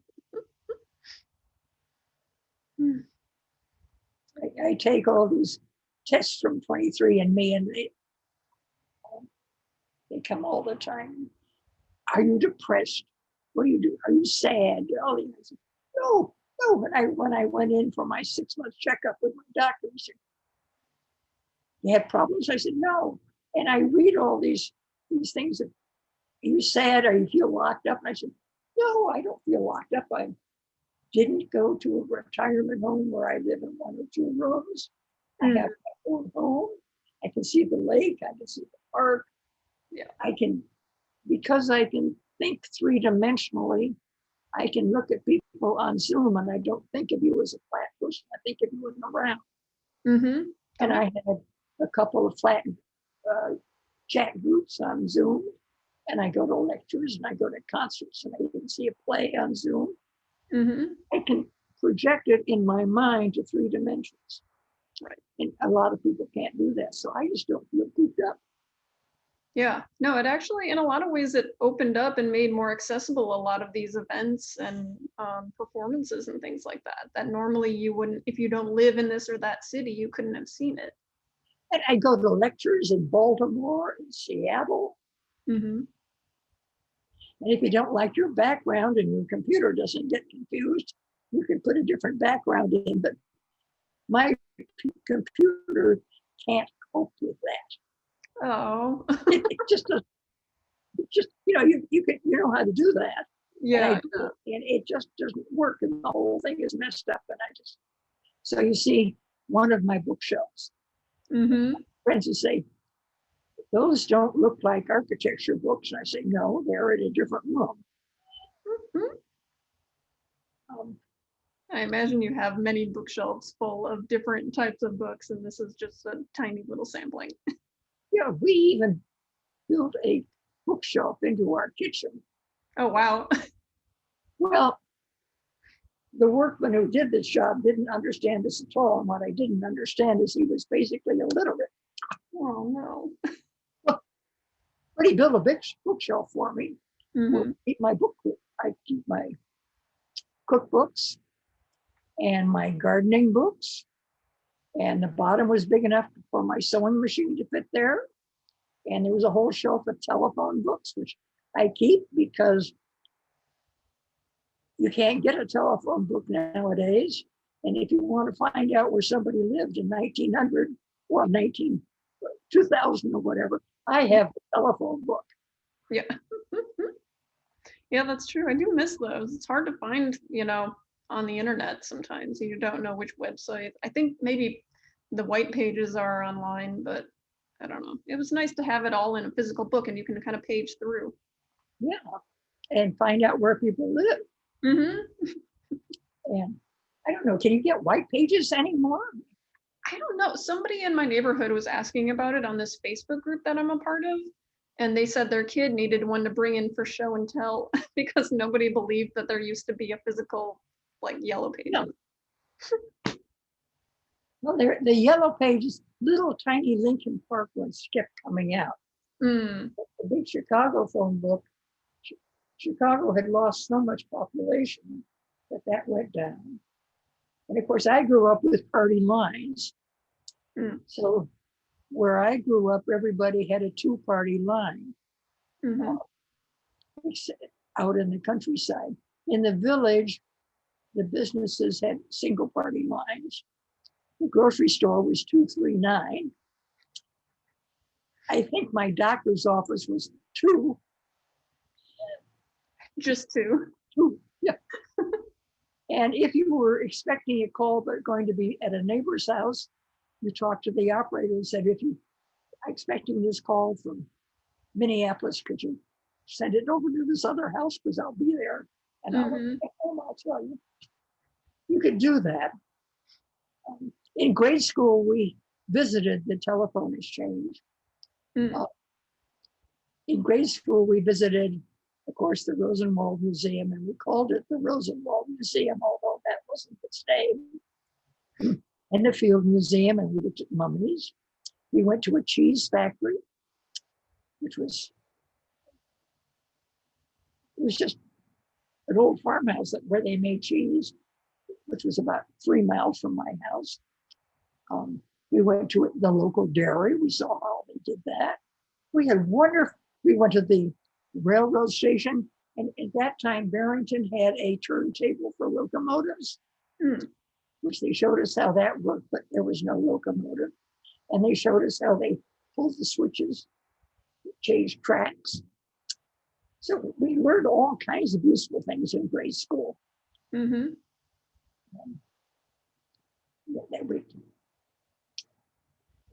The cheese factory is long since expired. Oh.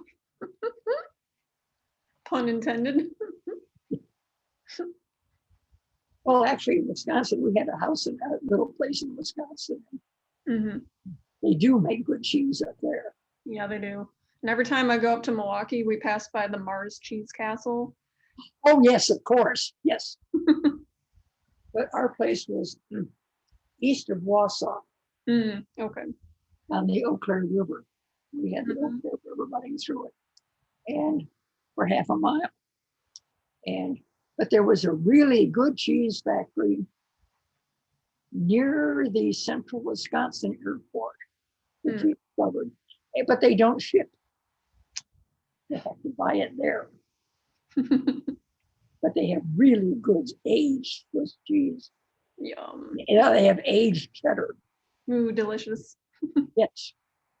Well, the farmer's market has it sometimes too. Mm-hmm. And I think tomorrow I am going to the farmer's market at 7 o'clock in the morning. That sounds like a good plan. Where do you live? I'm in kind of the Lakeview area. Yeah, okay. Yeah. There's the Green Market in Lincoln Park. Mm-hmm. I didn't go at all last year, and I haven't been there this year yet. But I think tomorrow morning I will put on my mask, because from 7 to 8, masks are required. Mm-hmm. And that's before the dogs and the baby buggies come, I think. Yeah. And I found I have some actual cash. I haven't touched money since a year ago, March. Yeah, I don't blame you. And I, at my age, I now take the bus. I know it's less than half a mile. Mm-hmm. $1.35 round trip or something. Mm-hmm. It's cheaper than having it delivered. Yeah, exactly. Well, I don't own a car, so I take when I lived in New York too, I didn't have a car, so I'm just used to public transit. So it's been a bizarre year with COVID and adjusting to that. Oh, I gave up I did. At 75, you have to take a new driver's test. Mm. And I have the letter that came when I was 75, Mm-hmm. and I didn't have a car. And I looked at it. I said, I don't think I'll do that. And I called my children and said, I am not going to renew my driver's license. Mm-hmm. You know what they said? Oh, Mom, thank you. I suppose it's a bit of a relief when it doesn't have to be a conversation coming from the kids. I know that can be a little. And later on, when their friends' parents turned 80 and whatever, their parents began to have problems with driving. Mm-hmm. They called me again and said, "Mom, thank you again." Mm-hmm. And I sort of feel leery about driving with friends who are 90 years old. Yeah. Yeah. Especially the way people drive these days. It's crazy. So terrifying. Especially you mentioned the Dan Ryan earlier. I was just thinking like, oh dear. Well, I have been known to drive on the Dan Ryan when the kids were little, and I had put Mm-hmm. in the back because I was the only parent at Parker in my children's classroom who would drive down the Dan Ryan to take the children to birthday parties on the south side. Oh yeah. So that's why I had 14 kids in the back of the car. Mm-hmm. But I, I think I drove down the Dan Ryan before we had the international driving my husband's Jaguar. And I was going down to a construction site on 95th Street. That was it. And my husband had a little 4-door black sedan that was a Mm-hmm. small Jaguar that he bought secondhand. And I'd forgotten about that. And it was some project, SOM project, that was having problems because nobody had checked things adequately. I said, "Gee, why are there no lights up here?" And the answer was because one of the people in the electrical department at SOM looked at the floor plan and not the reflected ceiling plan and didn't put lights there. Wow. You can see why I eat. Yeah. And they built it That's without lights. And it was supposed to have lights going down through 3 floors. No. that's surprising to hear in such a like well-known and large firm as SOM that issues like this happened. It was an interesting project where the electricity was 270 volts. I don't know why, but it was, and they were changing it to 240, and that meant we had to do different wiring and one thing and another. And I understand these things. I say, if it was built for 270, you can put 240 in it just fine. It's the other way it doesn't work. Mm-hmm. But anyway.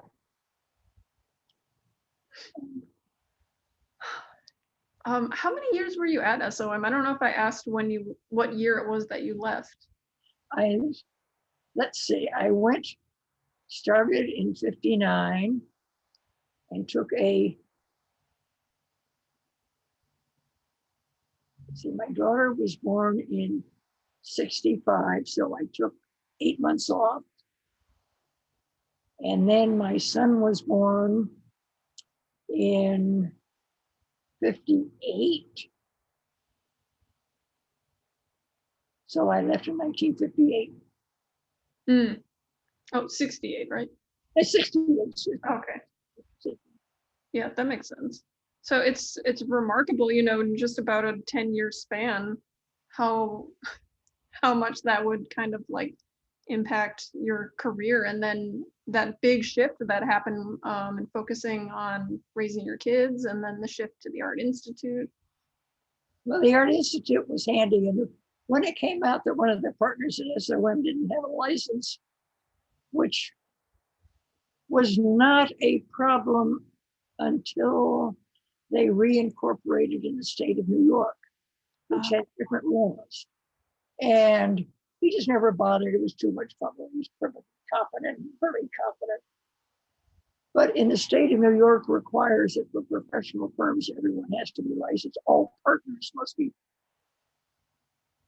And in Illinois, that is, or wasn't, I don't know what it is now, I doubt it, not law, because one of the full partners at SOM in Chicago, which was the home office, was Mildred Steelhammer, who was the accountant. And she was important. She kept the, and she made sure that, you know, if it didn't, it had to be economical. It had to work. And there was one other partner that really was into that also. Walter Nesh paid no attention to that. But they knew that, so they, you know, then the firm got bigger. So, but I think by the time they incorporated in New York, Mildred would have retired. So, but that would be one rule why they couldn't incorporate in New York, because they couldn't disenfranchise a partner. That's interesting. I didn't know that. But anyway, the offices were always in conflict with each other, just on simple things like using striated marbles. Do you run them with the veins running up or sideways? And New York did it one way, and Chicago did it in a different way. Oh, funny.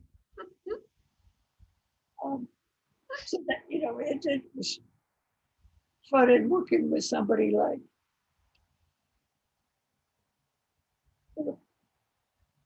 people who did come from the New York office from time to time, and there were definite differences between the two. But they were different cities, we're different kind of people. And one of the gals who came from New York, Rita Latinsky, was in interiors, came to Chicago and got married. Now, I think she had been married before, but she married somebody from the Chicago area, well, from Chicago, who's in the real estate business, apartments, and lived happily ever after. And they, in retirement, they moved back to New York. And the only reason I know that is that he died in New York, and I read his obituary in the New York Times. I said, wait a minute, Mark Bromwell, I know Mark Bromwell, he married Rita Latinsky. Wow. And so he died there, and she was still listed as the wife, so she's still there. But listed her as not as Rita Latinsky, gave her a different maiden name, different family name. So I didn't realize that Latinsky might not have been her original name. But she got married here, and she had all kinds of children. We lived in the same, in Streeterville, across the street from her. And we had daughters the same age. And her son was one of my interns at the Art Institute. Oh, wow. And his family wouldn't let him use a power drill, but I did. Good, he had to learn somewhere. Well, no, because, you know, he said, no, he said, my parents won't let me use a power drill. And I said, good heavens. By this time, this was many years later, I think he went to Bennington, and it was a summer job. A really nice kid. I liked him a lot. So, you know, some of these contacts go back. I remember when he was born. Remember when his older sister was born. So, but he was fun. So I guess we were doing a big show, and that must have been the 1980s. Yeah, framing, big show that went to Paris. I think that was it. But, which I was just reading about the other day. Of trying to figure out. Oh, I know. There's a show that's opening, just has opened, I guess, I think, I'm not sure, at the Museum of the College of DuPage on Frida Kahlo, you know, the work. Oh, yeah. Yeah, I saw that in passing the other day. And my people in one of my chat groups were talking about it. And I thought, I've seen a lot of her work, but one of the big exhibits I saw was in Germany, where she was on the catalog cover. It was the work of Mexican artists, Image of Mexico, what it was called in English, but it was a show with over almost 350 paintings by Mexican artists. I mean, it was huge in Frankfurt, and where I saw it, and just tremendous. And it showed a couple of places in Germany. It only had a German edition of the catalog, of course. And then also it came to Dallas. Only place in this country was in Dallas, and they had the catalog translated into English, which I also bought. And I'm not sure where my German version is, but I found my English version, which I will show my chat group. Oh, good. It has, I'll get it just. Okay.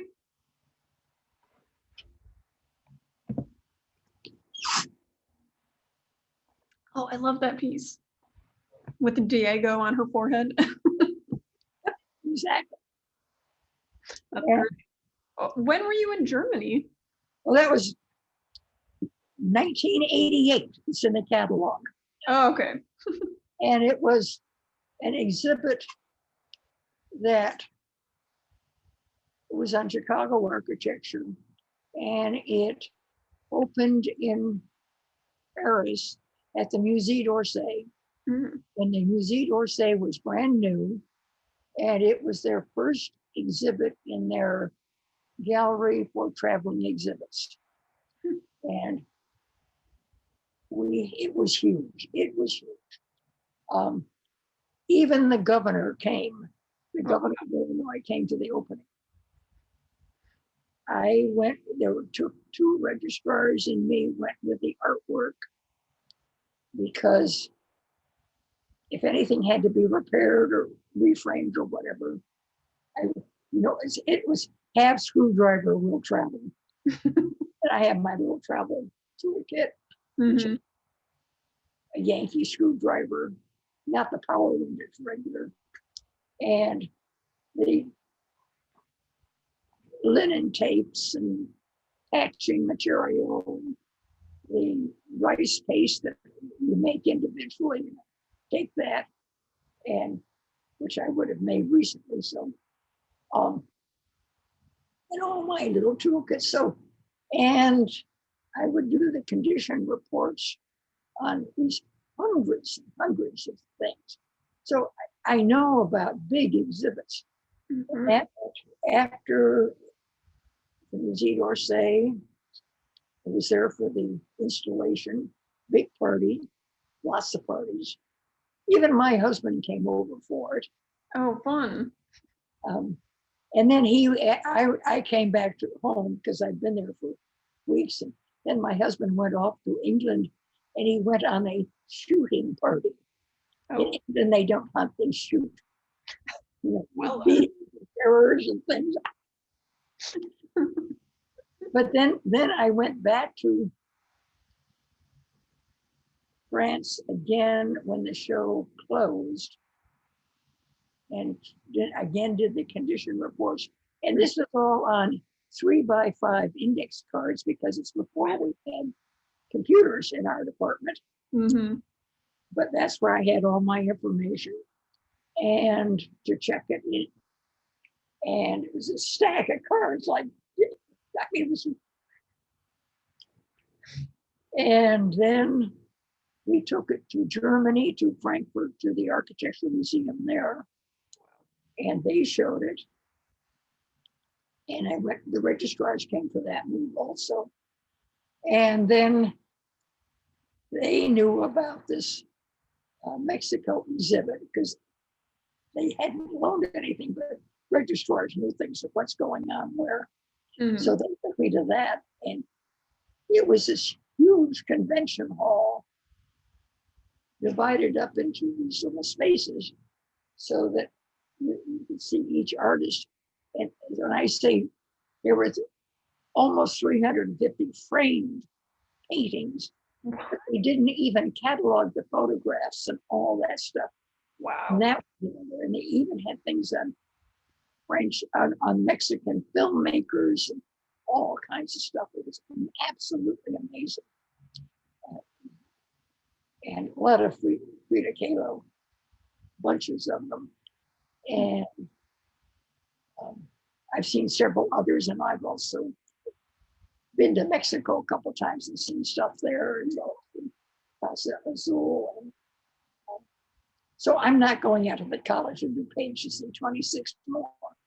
I've seen a lot. In various collections here and there. Yeah.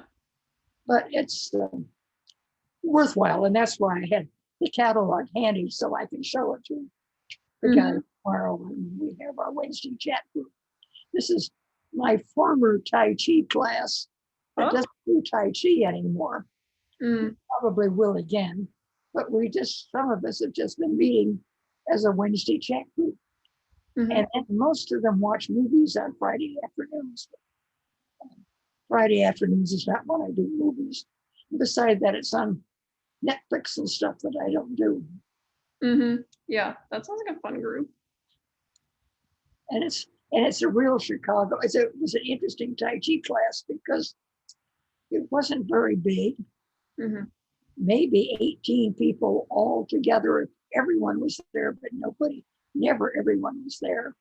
And our instructor finally got a real job, which I think he's also a string bass player. Oh, okay. And so I think he's teaching Tai Chi to veterans. Oh, wow. That's great. Now, I mean, a real 9-to-5 job, which you've never had before. Mm-hmm. But anyway, our group it's a Chicago group of people with ancestors from at least 3, maybe 4 continents. Wow. And everybody's college educated kind of thing, but sort of the same kind of people, but with many different backgrounds, which is fun, and many different interests. And my interests are not always movies, except I do watch true classic movies from time to time. Mm-hmm. But that's free. Yeah. Yeah, my dad and I are both movie buffs, and we talk a lot about some of the new movies that come out. But I like the old classics too, and sometimes you come across such a great one that you haven't seen in a while. Well, so for much of my life, movies are not available. I remember the first movie I ever saw, Shirley Temple. Back in the 30s, I saw my first movie in Florida. The ideal dance like curly blonde hair, because I had very straight black, dark brown hair. Seems to have a bend to it. But this is my COVID hairdo, which hasn't been cut in over a year. I'm hoping we'll get long enough for me to be able to donate to the Wood's cancer patients. That's lovely. Any more questions? I can't think of anything at the moment, unless there was anything else that you'd like to talk about today.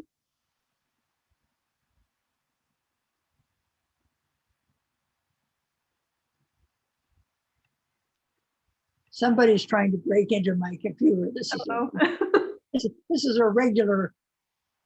Sometimes they give up and sometimes they don't. Oh no. I was gonna say I've been having a little bit of lag on my end too, so it might be my computer. But this is probably a good time to call it quits in that case. Well, thank you so much, Luigi. I really, really appreciate you meeting with me today. It was great talking to you. I don't know if it's a worthwhile talk, but why not? Yes, no, absolutely it was. So thank you so much. I hope to stay in touch and continue the conversation another time as well. Well, have fun. All right. Thank you, Luigi. Okay, goodbye. Bye-bye.